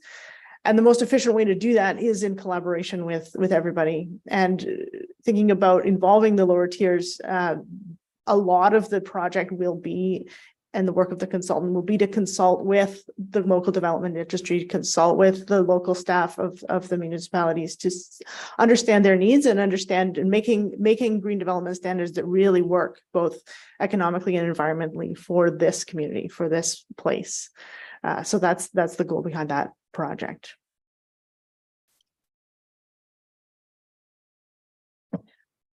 Just to add to Rebecca's great response to that question, I think what Gray and our fellow community or fellow counties are doing, along with many others across the province, is trying to fulfill our leadership responsibility. I think there is a responsibility and an expectation that we're looking towards the future, and we're doing what we can now to prepare for that future, as opposed to being put in a position of only being able to react at the last moment, when that might be prohibitively expensive or disruptive to many people. So the houses that are going to be built today and tomorrow are the houses that we're going to have for many, many years into the future. And we can either think about how to make those improvements in houses as they're built so that we have the benefit of that, or we're going to have to think about retrofits into the future, which is always more disruptive and more expensive. It's why do they tear down buildings as opposed to renovating them in a lot of cases? Because it's so much more difficult to make those changes after the fact. The other thing about looking across a green building standard and working with our member municipalities, I think every one of you know that your building officials and your building departments are run off their feet. They don't have any capacity to be taking on projects like this and leading them. So what we can do to do that groundwork, to do that basic research, to have those conversations so that we're assisting them in being able to respond consistently across the whole region to questions from developers and from individual homeowners about, I want to do this, is this going to be okay?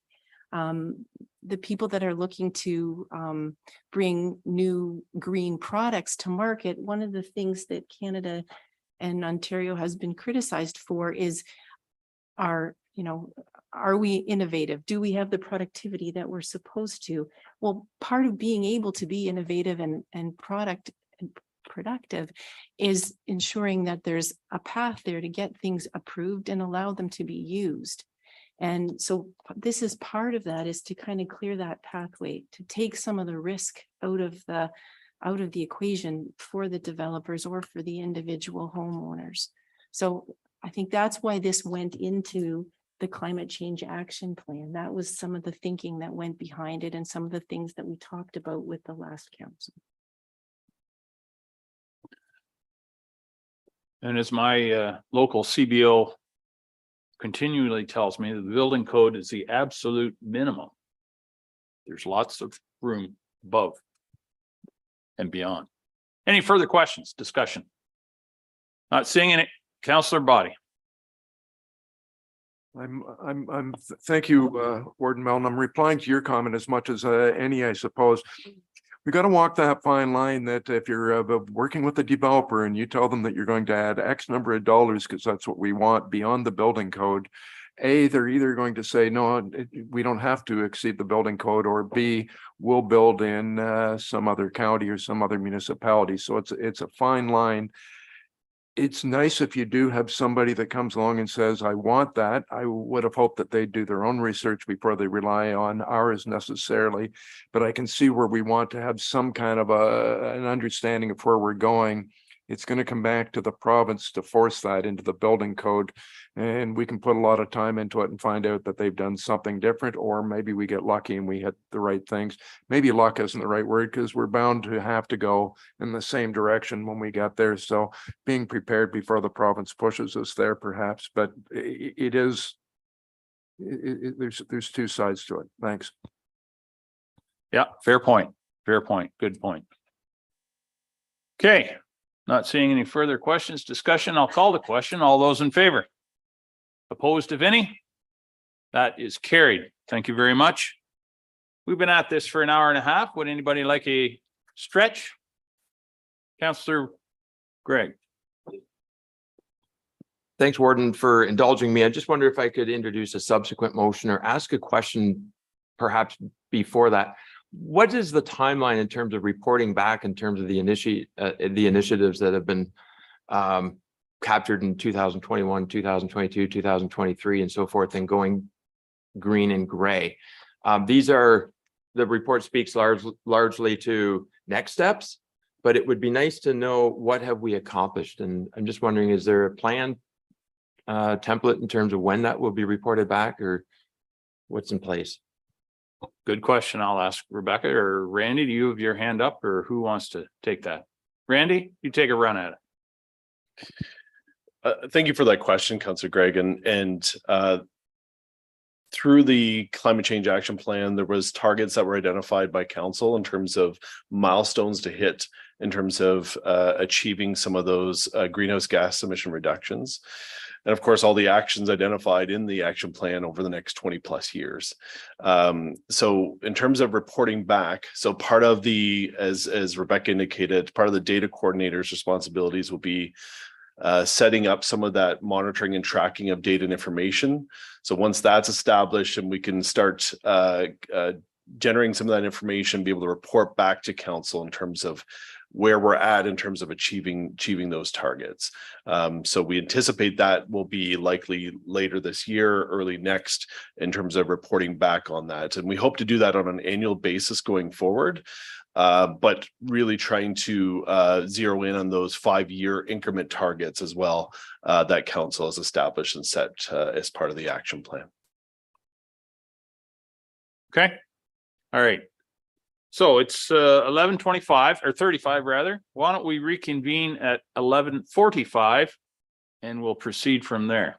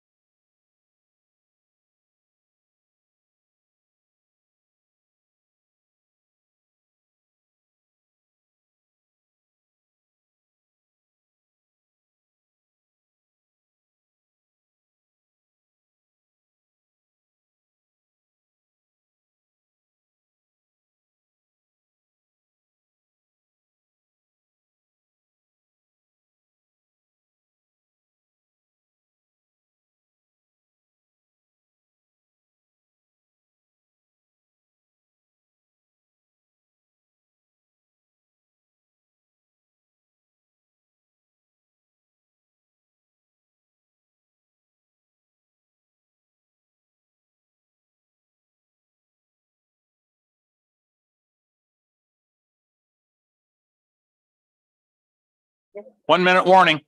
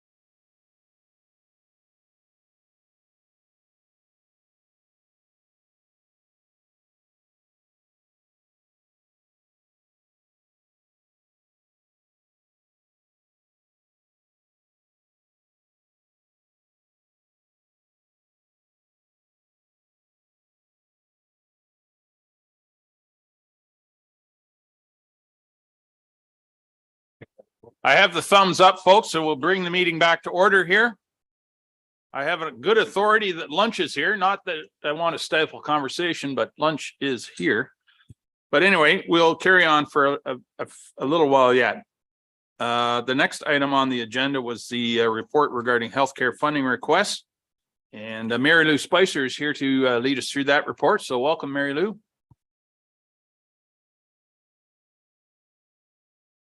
Yes, we do. We need a mover and seconder for that.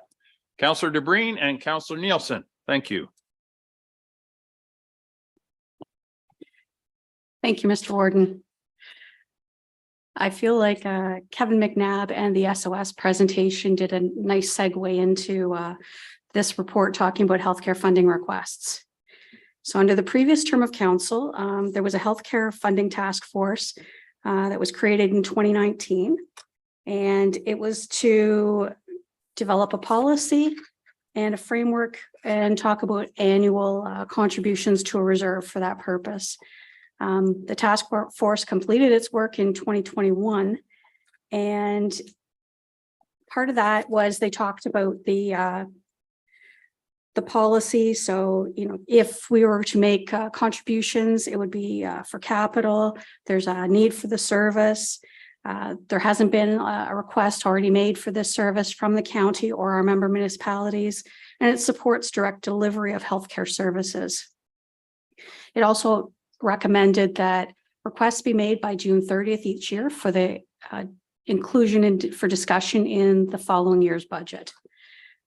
Graybers Health Services attended Committee of the Whole in April and presented a request to look for assistance with I know the report says Wellness and Treatment Center. Rob just mentioned to me at break that it's now called a Wellness and Recovery Center, and that's at the former Bayview School. Gary Sims at that time made a presentation saying it was a $25 million project, and they're looking for the Grey County to provide $1 million toward the project. What this report does is it recommends that we provide the funding, $200,000 per year for 5 years. And that's similar to what we've done in the past with the MRI campaign. Currently, the reserve has a balance of $408,144. There were no contributions made to the reserve in the 2023 budget. So if there were no contributions made, we would have enough funding in the reserve to do 2 years contributions, assuming that there's no other requests come forward for funding. So it's recommended that we approve the request, or that you approve the request, and that we provide the $200,000 over 5 years for a total of $1 million. If we reinstate the 2020-24 transfer to the reserve, it would be 0.75%, and the policy said that when funding was available to do so, and that amount would total $509,500. And if council wished to make a contribution in 2023, we would amend the motion and provide the funding this year from the Healthcare Funding Initiatives Reserve. I'm happy to take any questions. Thank you, Mary Lou. Are there any questions from the council? Councillor Mackey. Thanks, Mr. Warden. And, sitting on the Community Service Committee, we've certainly, had the presentation, from the new program that's being developed, and it's certainly warranted. It's certainly needed in our area. It'll be a tremendous resource, and I would certainly move that we amend the motion to start that contribution through our reserve funding this year. Okay, thank you, sir. Is there a seconder for that amendment? Councillor Nielsen? Any discussion on the amendment? Councillor Gregg? Thank you, and through you, Warden. My comments, I guess, are that I believe our funding should be this year, that it should be in $400,000 in totality to be funded from the existing reserve. Beyond that, we're reaching for monies that we do not currently have. We're looking at extraordinary financial requirements, particularly in long-term care in the very forthcoming future. Again, we have made significant contributions through the county, and we had a wonderful deputation earlier regarding the supportive outreach services. I think they're about $500,000 right now. About 70% of that was funded, but otherwise locally funded, and we may have to continue that if other funding partners disappear. We are looking forward to opening the 14th Street West outreach or supportive housing build in Owen Sound. So the county is making already extraordinary commitments alongside the Bayview and Wellness Treatment Center. So I don't think it's prudent at this time for us to go beyond $400,000 in terms of total funding. The amendment is on the screen there from Councillor Mackey.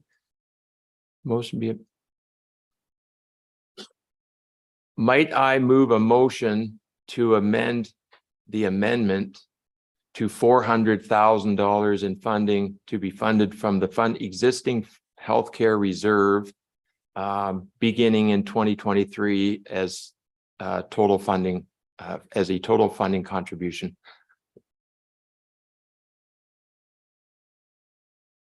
$400,000 at one time. Yep. Okay, so we have an amendment to the amendment. Is there a seconder for the amendment? Mary, well, just hold on, Mary, unless, is it a procedural matter? Oh, well, Councillor McQueen, are you seconding the, okay, all right, Mary Lou, please. Just a point of clarification, it wouldn't be beginning with the 2023 budget. It would be, say, beginning in 2023 because the budget's already passed.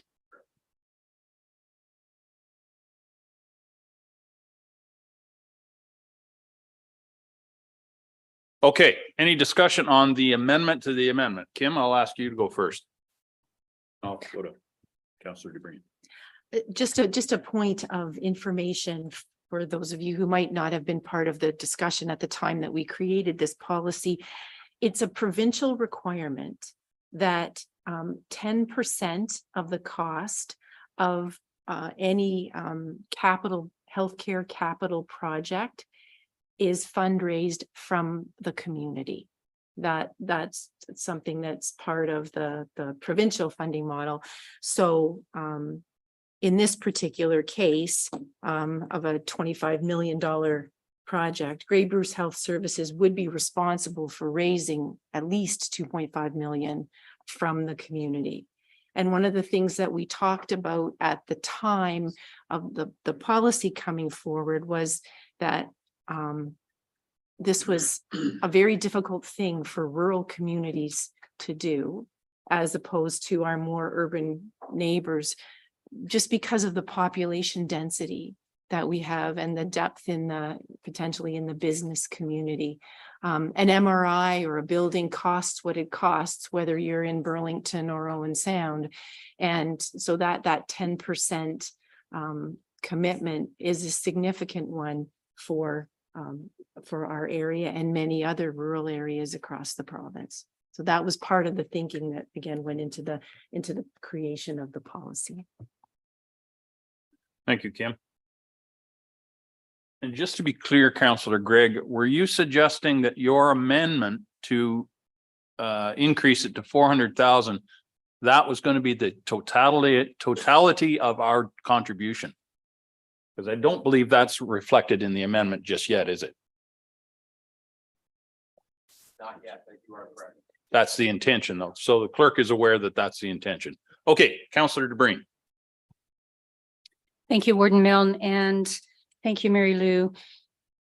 I wanted to clarify that the original motion was to invest 200,000 per year for 5 years. That would leave 200,000 in the budget next year for another party that might come forward that might meet the criteria. To deplete the budget in its totality, the reserve in its totality for a one-time would then we're going to put another $400,000 or whatever that the 1% is the next year. I just feel that the $200,000 per year for 5 years is just more reasonable, and it supports the original request, but doesn't create a huge hit in the current year. So that I just wanted to clarify, and thank you for catching that it is the proposed is that it's a 400,000 one-time total. That's it. Thank you.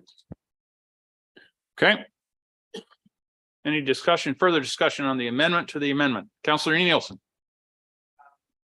Okay. All right. Oh, Councillor McQueen.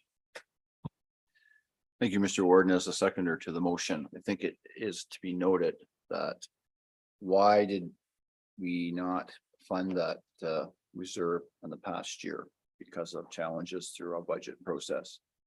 I think as we look forward to the 2024 year at the 96.7 or whatever it was approved at the last council about going to that for our long-term care, we have some challenges ahead of us.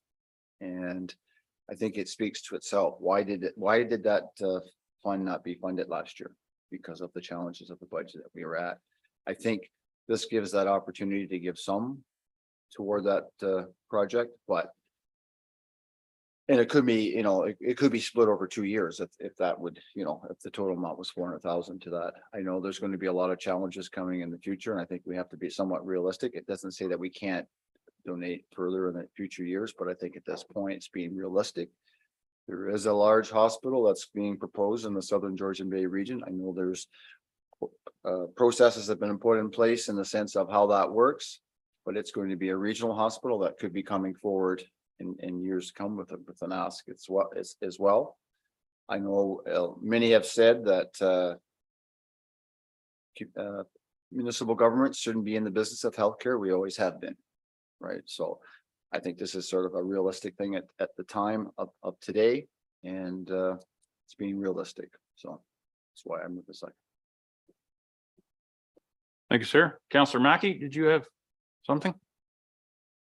Thanks, Mr. Warden. And I certainly recognize that we did 0.75% or 0.75% is what we historically have been putting in.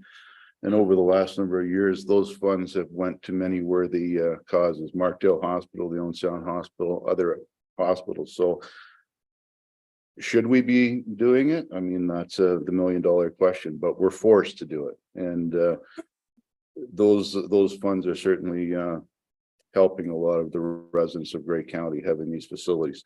The request from Great British Regional Health Center for the $1 million, I think, is it's another service that was greatly needed in our community. And I think we need to reinstate that 0.75% in our upcoming budget. I understand that there's lots of other asks out there too, but this is an important one. And if we need to cut other things within the budget, it shouldn't be this one as far as I'm concerned.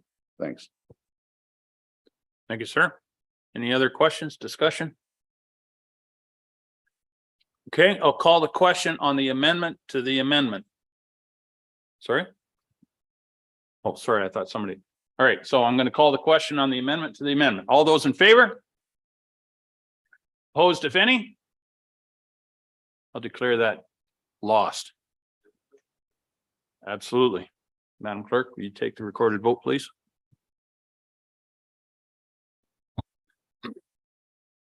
Counselor Mackey, Opposed. opposed. Counselor McKay. Opposed. Counselor Carlton. Opposed. Counselor Pringle. Opposed. Counselor McQueen. In favor. Counselor Nielsen. Opposed. Counselor Patterson. Opposed. Counselor Dickert. Opposed. Counselor Kentner. Opposed. Counselor Keaveney. Opposed. Counselor Body. Counselor Gregg. In favor. Warden Milne. Opposed. Opposed. Counselor Dobreen. Opposed. Counselor Matrosovs. Opposed. Opposed. Counselor Bordignon.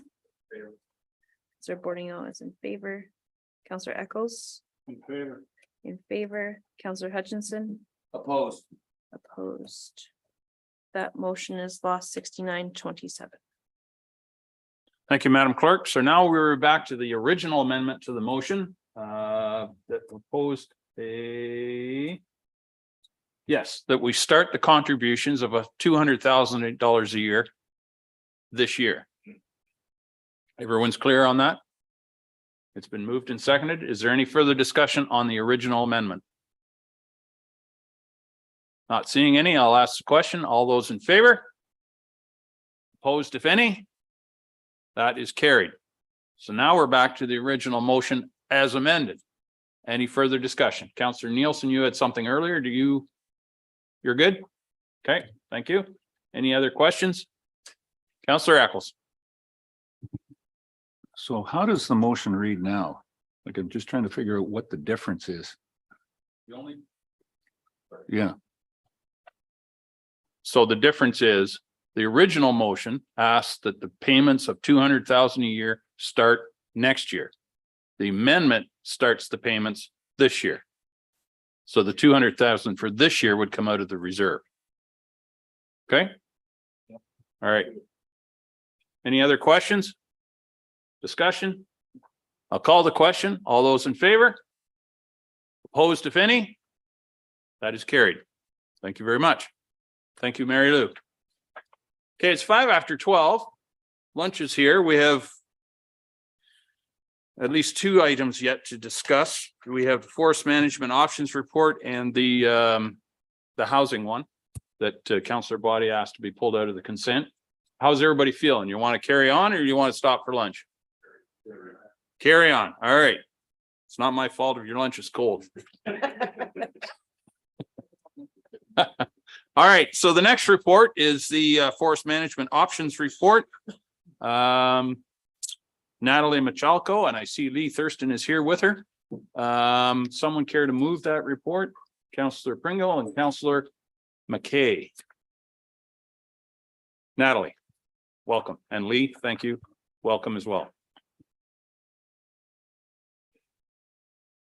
Good afternoon, County Council. I am bringing forward this report to discuss how Grey County manages its forests and to present a few options for management moving forward.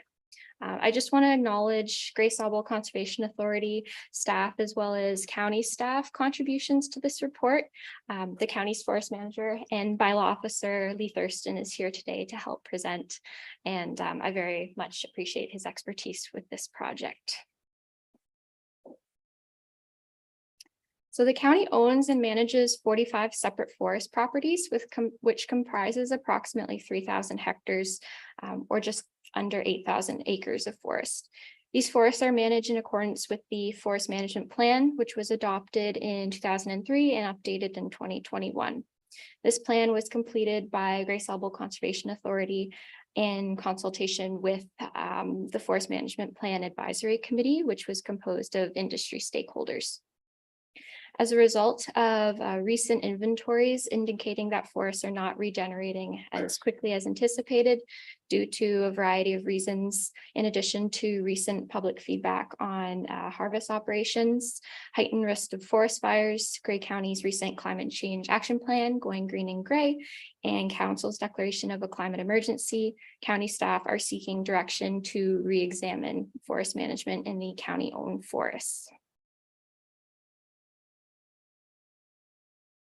So what is forest management? Forest management means planning and implementing practices for the stewardship and use of the forest to meet specific environmental, economic, social, and cultural objectives. Specifically, sustainable forest management means harvesting forests at a rate that they can regenerate, and this contributes to healthy, productive forests for present and future use. Grey County's forests are harvested using selective harvesting, which is the selective removal of trees based on a certain criteria, such as tree maturity, height, age, and whether the tree is diseased. This type of harvesting is done in accordance with good forestry practices. This method is the preferred option because selective harvesting creates a diversity of age classes, which is beneficial for biodiversity and the overall forest health by reducing prevalence of insect outbreaks and reducing tree density in fire-prone ecosystems. Harvesting can also reduce the spread of emerald ash borer through targeting ash trees for removal. Ash typically composes between 20 to 30% of a forest, and harvesting targets the medium and large trees for removal over any other species. Another management component that I just wanted to mention as it relates to Grey County's forest management is the removal of the invasive species buckthorn. It's present in many Grey County forests, and it involves the manual and chemical removal of the trees in effort to stop the trees from spreading and overtaking the forests. This will be an ongoing project given the amount of buckthorn that is currently present in county forests. So as I mentioned earlier, Grey County forests are managed in accordance with the Forest Management Plan, and they're also Forest Stewardship Council certified. This is a voluntary program for forestry organizations who want to demonstrate responsible forest management, and they have their forest management practices evaluated against FSC's standards. Through this certification, which also includes an annual fee, Grey County protects areas within the forest that may contain significant or rare plants, animals, or ecosystems, also known as areas with high conservation value. And there's other mitigation measures that are implemented to minimize adverse environmental impacts. And these include only harvesting between late August to March to avoid the bird nesting season from April to early August, and prioritizing harvest during the winter months when the ground is frozen to minimize disturbance to soils. The two photos on the slides, they show the conditions during a harvest, and this is Topcliffe. The image on the right is a preserved wildlife tree that was left standing to maintain wildlife habitat. I will note that during a harvest or leading up to a harvest, the county will often receive concern from members of the public about the destruction of forests as a result of harvest operations. So this image shows Copper Kettle, and it was harvested in 2020, so it's been a few years, and you can kind of start to see the regeneration beginning as the saplings are starting to grow and fill in. So I just wanted to take a step back from the Grey County's forests and talk more broadly about the impact of climate change on forests and forest role in climate mitigation. Research shows that forests help maintain the Earth's carbon balance and moderate climate change by absorbing about 1/4 of the carbon emitted by human activities, such as the burning of fossil fuels or changes in land use. Natural Resources Canada indicates that forests can act as either carbon sources or carbon sinks. So a forest is considered a carbon source if it releases more carbon than it absorbs through burning trees or tree decay. And it would be considered a carbon sink if it absorbs more carbon from the atmosphere than it releases. Due to disturbances like forest fires and insect infestations, Canada's forests as a whole have become carbon sources. So they're actually releasing more carbon than they're accumulating in any given year. There's a lot of debate around old growth forests versus managed forests, and the literature appears to indicate that older forests store more carbon than younger forests, but they sequester carbon at a lower rate. Because younger forests have trees that are fast growing, so they absorb carbon more quickly. So the literature also indicates that age diversity within a forest and across the landscape is the best way to maximize both carbon storage and sequestration while contributing to climate resilience and forest health. Climate change is anticipated to have several impacts on forests as it affects the growth and productivity of forests, and it could also alter the frequency of disturbances such as insect outbreaks, invasive species, and wildfires. When it comes to forest and climate change mitigation, there are studies that indicate old growth are critical for carbon sequestration and mitigation of climate change and protecting biodiversity, whereas other studies point to improved management practices mitigate climate change by increasing the forest carbon stock through storing carbon in forest products and by generating wood-based materials that would substitute fossil fuels. These findings are important because they outline how further research on cause and effect relationships are needed, and it shows the difference between different management practices and carbon stocks in different forest ecosystems are needed to account for human-induced changes. The common theme from this research is that forests should continue to be monitored and managed. Management should be adapted and follow current best practices. So county staff have investigated forest management practices in Bruce, Dufferin, and Simcoe counties, as well as Gray Sauble's practices and Saugeen Valley Conservation Authority's practices.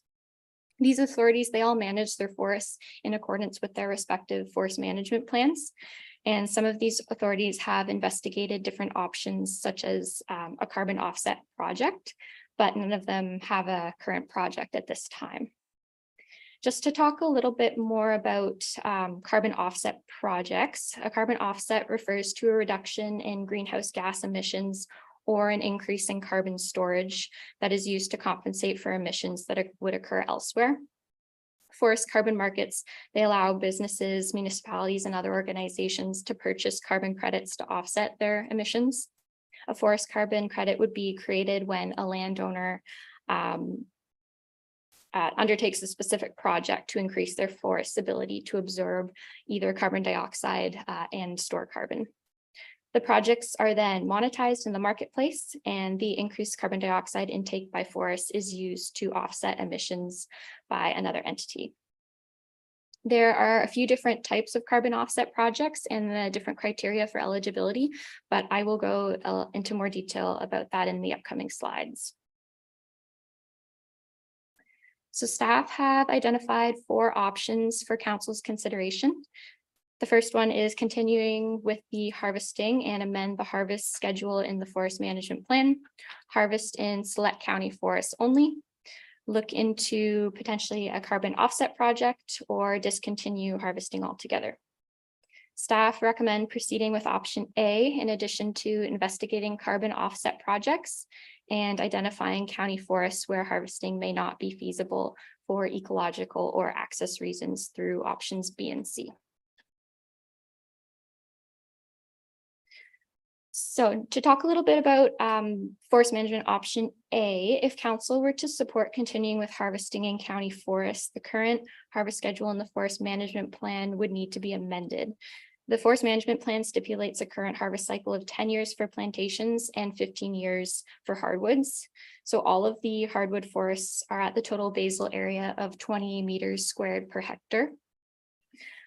Recent inventories identify that these stands did either not respond well to the previous thinning, or that these stands were harvested beyond the ideal retention limit. And there's several possible reasons for this. The first one could be failure to follow tree marking prescriptions in historic harvests. More trees could have been removed during past harvest than what was permitted.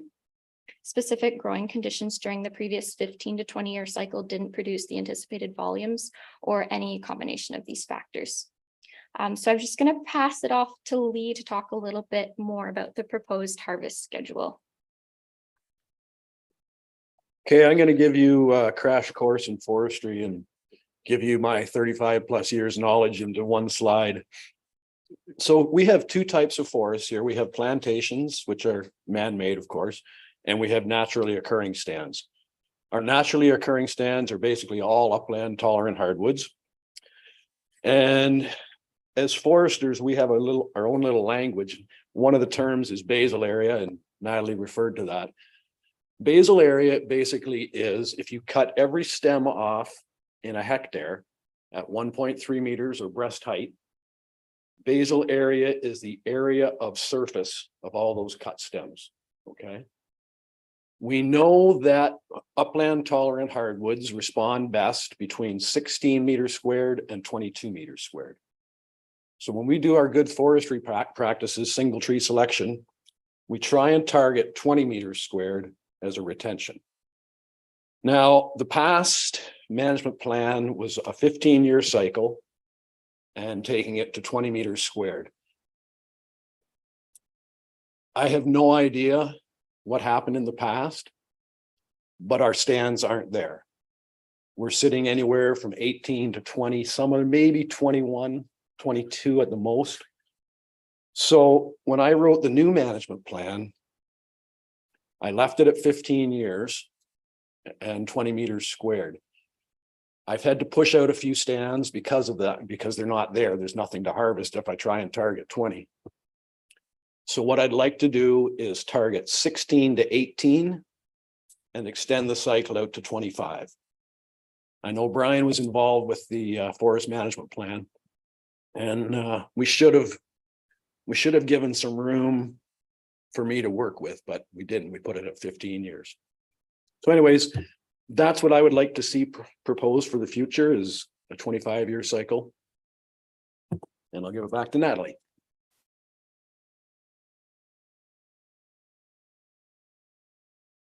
All right, so option B would be harvesting in select county forests only. So there might be some forests that are more suitable for harvesting than others. For example, there are areas with high densities of carbon, or if there's areas of significant ecological or conservation value, they might warrant protection through the establishment of reserves, which would be areas with little to no harvest activity.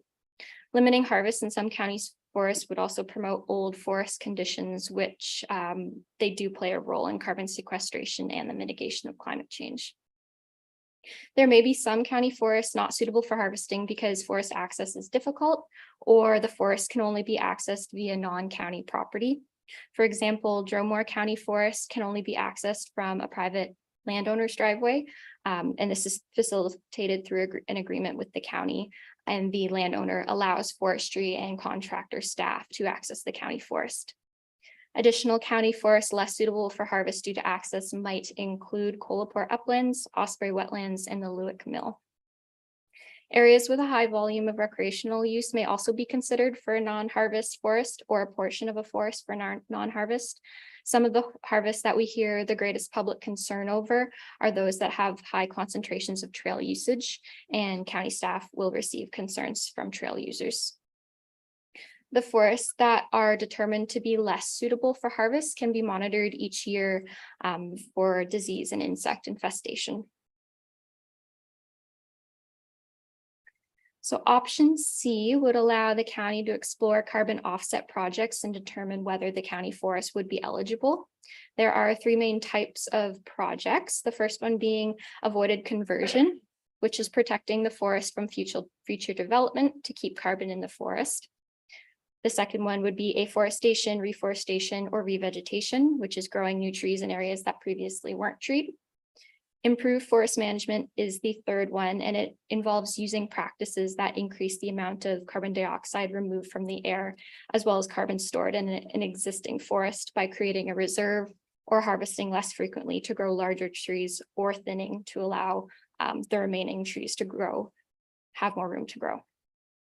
Improved forest management is the most common forest carbon offset type, and it would be the most applicable type to county forests, as currently all the county forests undergo scheduled management by way of selective harvesting.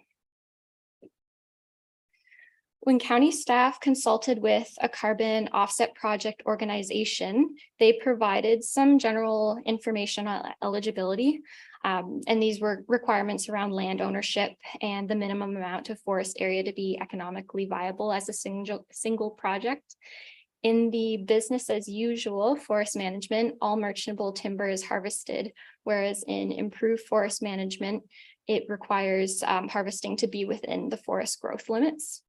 Carbon credits would allow for an additional revenue source, where revenue would be made on harvested wood in addition to the carbon credits. There might be some instances where projects are not eligible, and this is when two terms come into play. The first one would be the principle of additionality and leakage. So the principle of additionality means that areas that were acquired and designated as protected, and typically there's a time frame associated with this. So for example, acquired prior to the year 2000, they wouldn't qualify for carbon credits. There would have to be some sort of change of use, such as harvesting not all merchantable timber, or stopping harvesting altogether in order to qualify. Leakage occurs when there is a net increase in greenhouse gas emissions outside of an area as a result of that area's activity. So in other words, if harvesting were to stop at one location, there would be an increase in harvesting at another location due to the lost supply. So it would, people who need to heat their homes with wood, they would still need the product, so it would increase the demand from another supplier. Leakage is dependent on the type of wood product to be harvested.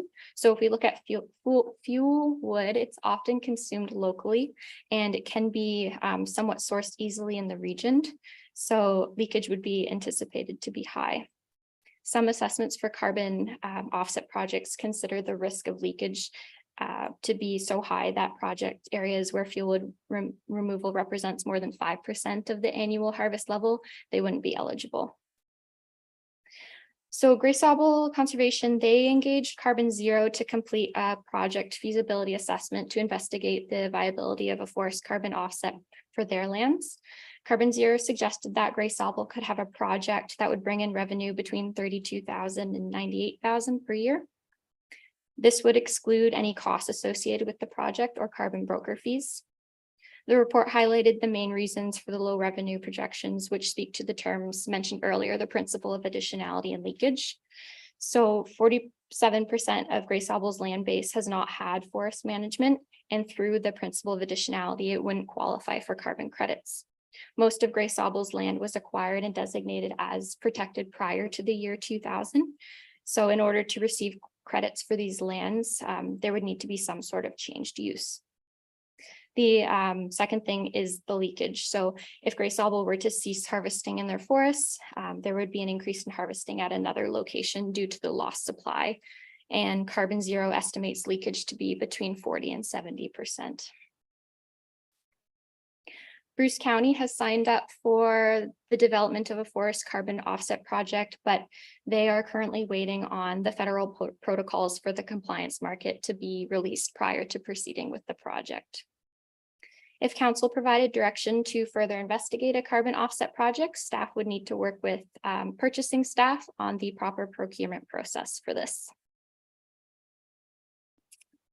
Option D, so the county has the option to discontinue harvesting.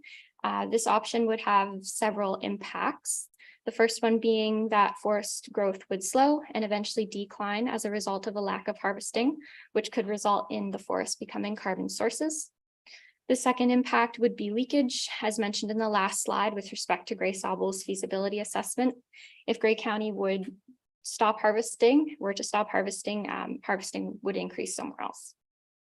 The contract with the county, the Gray Sauble contract with the county would also be impacted, as 40% of the Gray County Forest Manager bylaw officer's job is forest management, and 30 to 40% of the ecological lands technician's job is species at risk assessments, which are completed in county forest to determine areas that should be avoided during harvest. The approximate cost savings would be around $72,000. Tree marking wouldn't be required, and neither would FSC program costs, which would also result in cost savings. The FSC program certification cost is $7,300. There would be, of course, a loss of revenue from the harvesting, which is projected to be between $50,000 to $70,000 based on the current forest management plan. County staff have considered the best management option for county forests, not just from a financial perspective, but from a forest health and an overall climate change perspective. And for these reasons, county staff are not recommending option D at this time. So as mentioned, if harvesting were to stop altogether, then the revenue loss would be between $50,000 to $70,000 annually. But this would be offset by cost savings revenue. This revenue would be subject to fluctuation based on the wood market and the number of hectares harvested. For example, the annual revenue from county forests over the past 5 years ranged between $70,000 to $135,000, the average being $75,000. Cost savings would come from tree marking, FSC program costs, and costs towards contract staff completing forest management and SAR inventories. And this is estimated between $85,000 and $100,000 annually.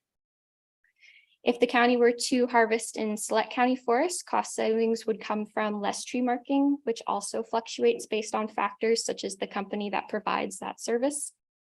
The loss of revenue from harvesting may be able to be partially recouped from a forest carbon offset project. Staff would need to engage a carbon broker to complete a feasibility assessment to determine the county's potential revenue from a project.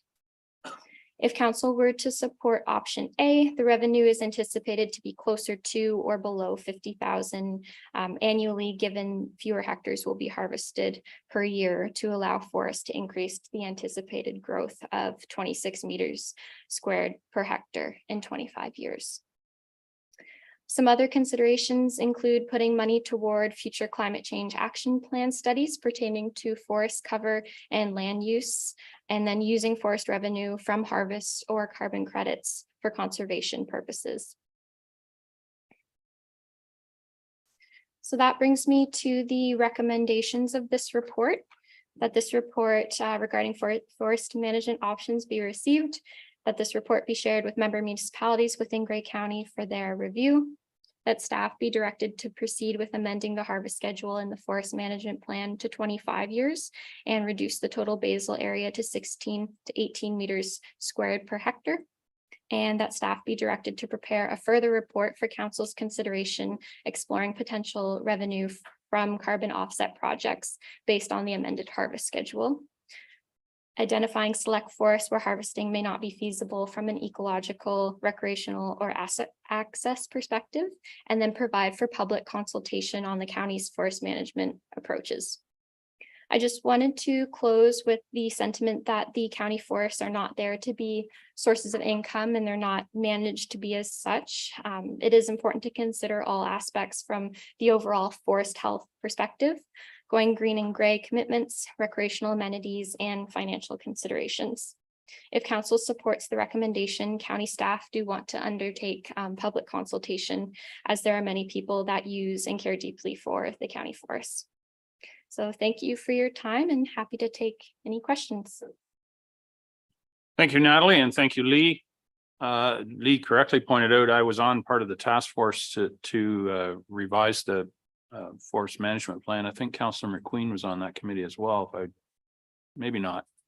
But a question I had for you, Lee, one of the reasons I wonder that we left it at 15 years, thinking about climate change, thinking things would warm up a little bit, maybe the hardwood or the growth would accelerate. Was that part of the discussion, do you recall, or maybe you could comment on that?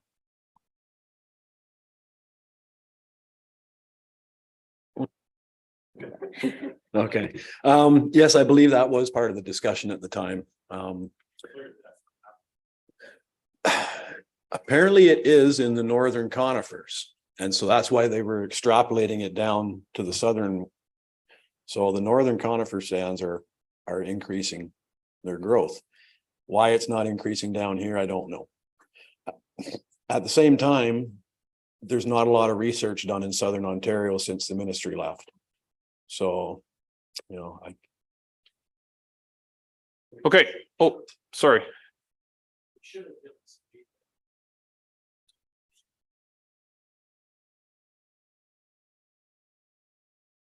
There we go. We should have given some leeway in the management plan rather than stipulating 15 years. That's all. Okay, so Councillor DeBreen.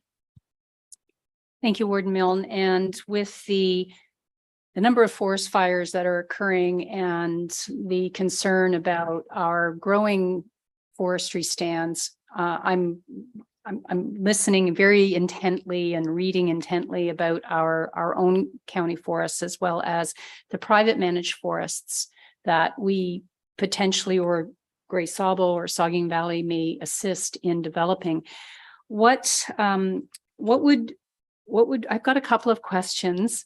What would reducing the basal count target to 16 to 18, but extending it to 25 years, will that encourage better forest management, a healthier forest, and help mitigate future forest fires? And the second part of that is, what do we do in our own forest management to mitigate forest fires by incorporating or encouraging private landowners as well to incorporate those hardwood fire breaks, the appropriate amount of distance between tree stands, forest stands, so that it gives the fire department some fighting chance? Thank you. Yeah, so with extending it out to 25 years, but taking it down to 16 to 18. I believe that's what was happening in the past anyways. They were taking it down below 20. So by giving it 25 years, you've got 10 more years for growth, right? We haven't had that. Plus we lost a year because of Pretty River being taken out so we were shortened up to actually 14-year rotation. As far as fires go, in southern Ontario here, the only real fire hazards are in the plantations, and really only after they've had a recent harvest. Hardwood stands, you may get a fire, but it'll be the size of this counter. It'll be a lightning strike hitting a tree and the leaves will burn. So as far as fire breaks go, when you make a plantation, the plan is you plan out your routes so that there is fire breaks between different areas of the stand. With the county forest, there's lots of fire breaks over the years. The roads have been established, and there's very good fire breaks between all the different stands. As far as private land goes, same thing. The planning of the actual plantation has to incorporate those access roads. So.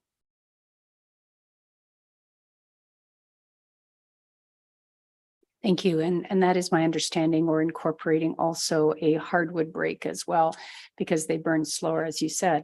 I guess my question is do we have any input to those private plantations to encourage those proper plans and break routes? Yeah, working at Grey Sauble over the years, I was part of the tree planting program, so I was drawing up plans for landowners. And we kind of know what we're doing as far as planting. So yeah, the plans, as I say, they get made with access rows for fire equipment or just harvesting equipment as well. So yeah, we do that. Okay, any other questions? Councillor McQueen. Thank you, Mr. Warden, and thank you very much for your presentation and a lot of good information here. Certainly, I think in my mind, woodlot management plan keeps your forest healthy. So the simple fact is it is a renewable resource. It keeps things moving along, where I think it's mentioned that if you leave it, you get a lot of disease and a lot of old trees. With this amendment, though, a couple of questions is, do you have the ability, if there was disease trees that go in earlier? So you mentioned about ash, or there's other, I know seems like all trees today are being under some stress of some sort. And I know even maples are dying in certain areas and stuff. Do you have ability to select cut if there are disease or dying trees in our forests?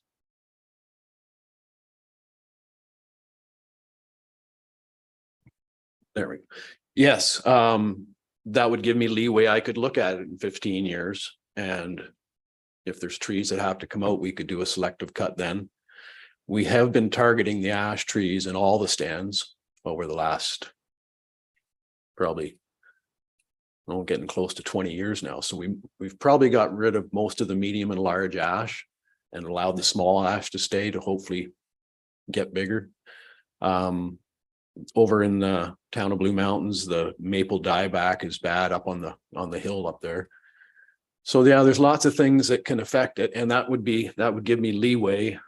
So instead of waiting 25 years, if we're experiencing I don't know, tent caterpillar infestation again, and we could go in and remove the unhealthy trees. So, yeah.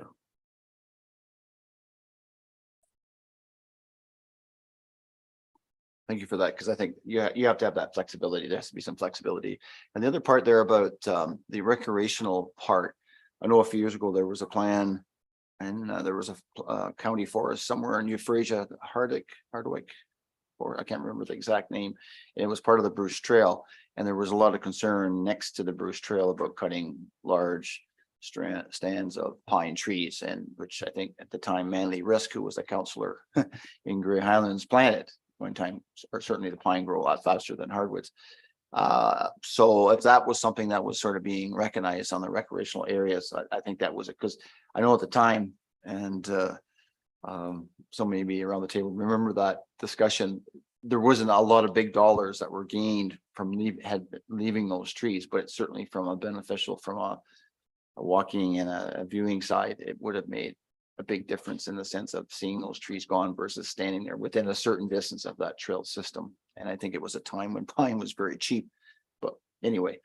And I know Randy, if you remember me raising that at the time, but anyway, it was raised from the public from that. So I like the idea where you see on a recreational side that there is some flexibility, that maybe some of those trees could be left. Thank you for that. Okay, any other questions? Councillor Ackles. Thank you. And just in the recommendation, number 2, what are we going to gain, or what are we looking for when the report to be shared with the member municipalities? I see Scott Taylor has his hand up. Scott, do you want to take a run at that? Thanks, Mr. Warden, and through you, and thank you for your question, Councillor Eccles. I think in this case, it's more for information purposes and knowing that sometimes your local municipal staff or our municipal councillors can be a first point of contact from members of the public or people living next to the forest. So I think we want to keep municipal staff and council in the loop here with respect to activities in our county forests. And in some cases, there are municipal properties near some of our county forests that this may or may not impact. But I don't think we're looking for resolutions of support or anything else from the municipalities. It's more or less to inform them of the changes in this regard, because they were given the opportunity to comment on the original forest management plan as well. And now that Mr. Taylor has spoke, no, Councillor Nielsen. Sorry, Warden Milne, I blew it. 2 questions I have just for understanding for myself. Number 1 is, how many years has the county actually been managing and doing selective harvesting throughout its forests? And question 2 is, well, I know it's not the preferred option. I'm just trying to understand the different options. you're talking about the ability for capturing carbon credits. The forests have been managed for at least the last 20 years from what I can tell from the report itself. But moving forward, if the operation of forest management ceased, what is the ability to actually potentially still capture carbon credits? I'll take the first part. So county forests have been managed actually since the early 30s. Camp Oliver, Maine used to be a large forestry station with a live-in forester on site. And the other properties, as they were added over the years, I think the latest acquisitions were in the early to mid 60s. They've all come online for management as soon as they came into the county's possession. And with respect to the carbon credits, I think it would be really helpful to have that feasibility assessment completed. Just because there are those two different options. There's the improved forest management or there's the designation of protected. So there would have to be some sort of change of use. So yeah, I think if we had some sort of assessment completed, that would provide additional information on that. Okay, any further questions? Oh, Councilor McQueen. Just a quick one to Lee. When you do a selective harvest, is there best practices to leave seed trees or certain trees that will seed the forest again? Because I'm sure there's certain, as you mentioned about a particular tree there that was had some other significance. So I would assume so, but anyway. Yeah, so when I talk about that residual basal area, when we target the tree marking, we target across all size classes. So polewood, small sawlog, medium sawlog, large sawlog. You want a residual of the large sawlogs to produce seed for the next generations. So when you're looking at 20 meters squared, a residual large sawlog should be around 4 meters squared. So we do leave seed trees, yes. Diameter limit cutting, on the other hand, which is probably 50% of the harvesting that goes on in Grey County, removes the best quality stock and it degrades the forest quicker than anything else.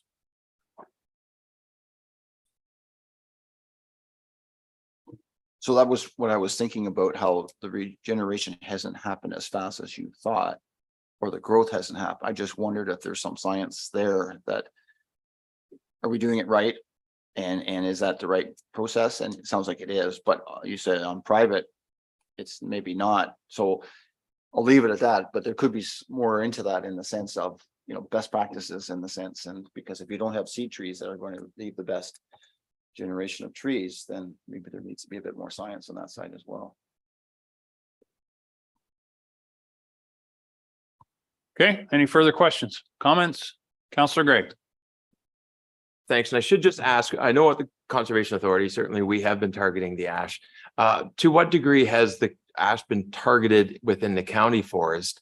If it is, or is there potential to target it a little bit more so in the next year or two until it's a complete loss, and then potentially walk away from the forest management for a period of 4 or 5, 6 years as the forests just regenerate? But is there forests right now that have a high amount of ash where you would say, well, we're losing the window of opportunity to grab that ash? And if we did, you could micro target some of the existing hardwood before walking away from the program for a period of years. Yeah, as I said earlier, we have been targeting the ash. Ash borer was discovered, I believe, in 2002. And shortly thereafter that, there was 2 well-known foresters in Southern Ontario that came up with a management plan for ash trees. And their recommendations were remove any medium and large ash in your woodlots if you expect it within 10 years. If you expect it in 5 years, remove the smalls as well, because the ash borer will target all sizes. And as I say, we have been targeting them, probably, I'm going to say Carl started targeting them around 2010. So we're at the very end of the hardwood cycle. So there's a minimum of, or a maximum of 2 years left that I'll have to harvest the ash, and then we'll be done with the ash. Okay. Call the question. All those in favor? Opposed of any? That is carried. Thank you very much, Lee. Thank you, Natalie. We go back now to the one item that was pulled from the consent agenda regarding the declaration of surplus land. Anne Marie Shaw is here to report that one. Welcome, Anne Marie. Yes, I do. I need a mover and seconder. Councillor Body and Councillor Nielsen. Thank you very much.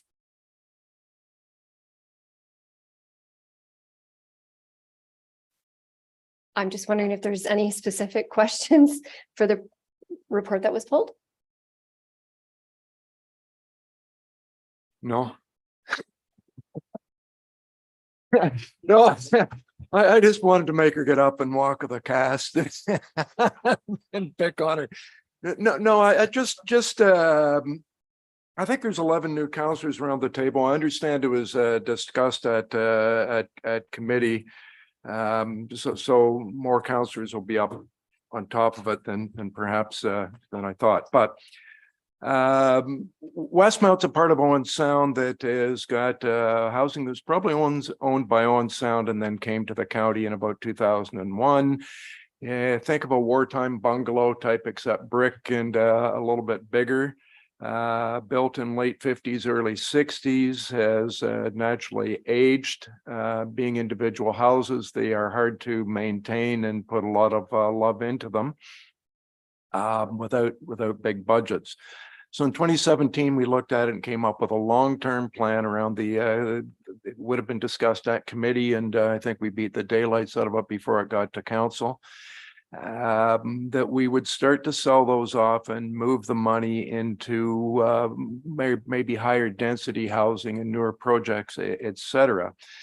At the time of 2017, interest rates were under 3%, probably 2.5%, and now they're over 6%. Prices have changed.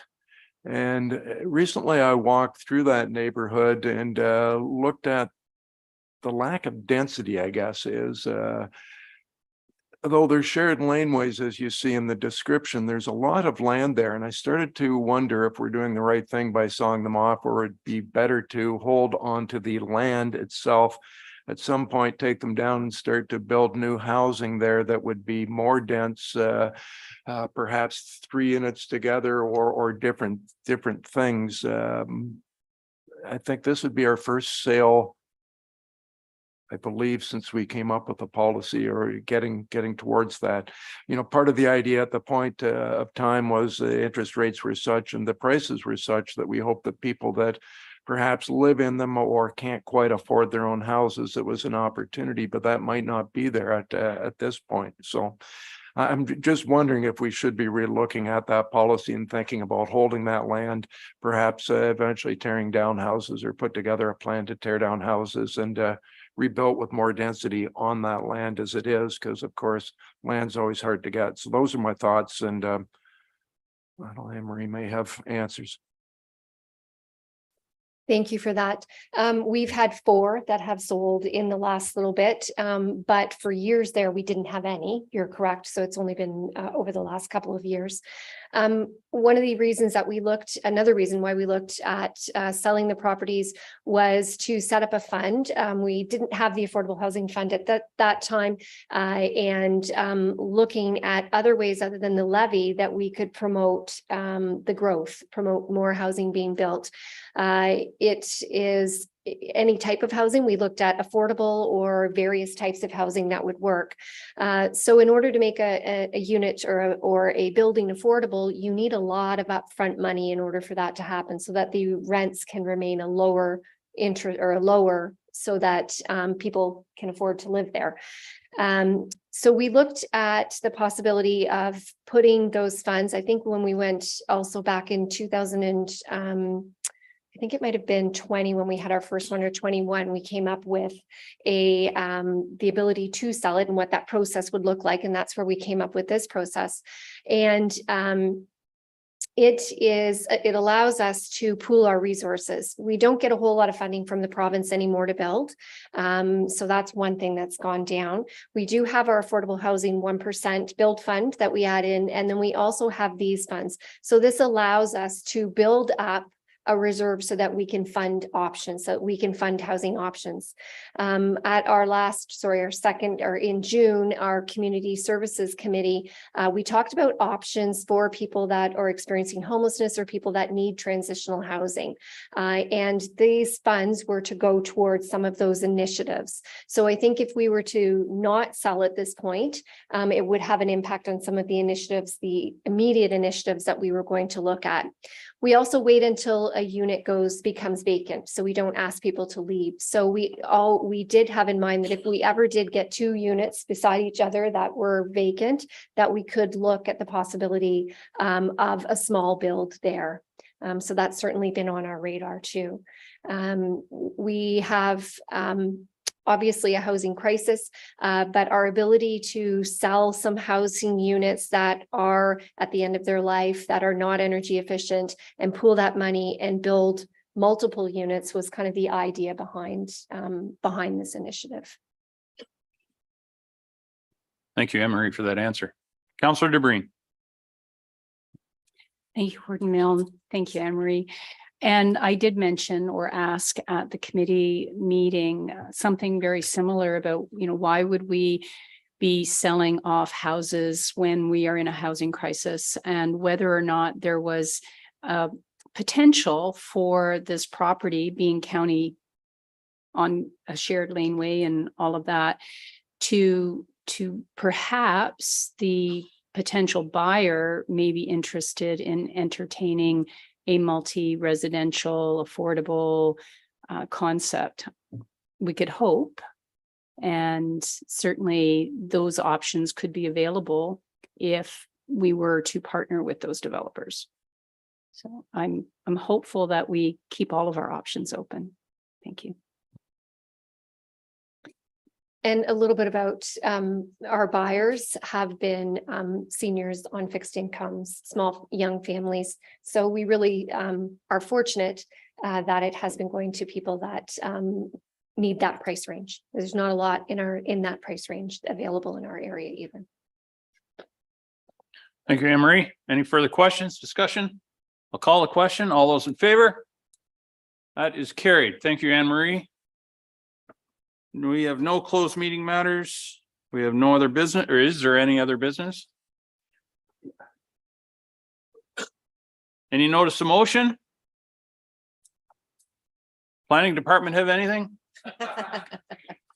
I need one more motion. Andrea, would you like to do that? Get you into the game here. Thank you. Andrea moves adjourned. Second.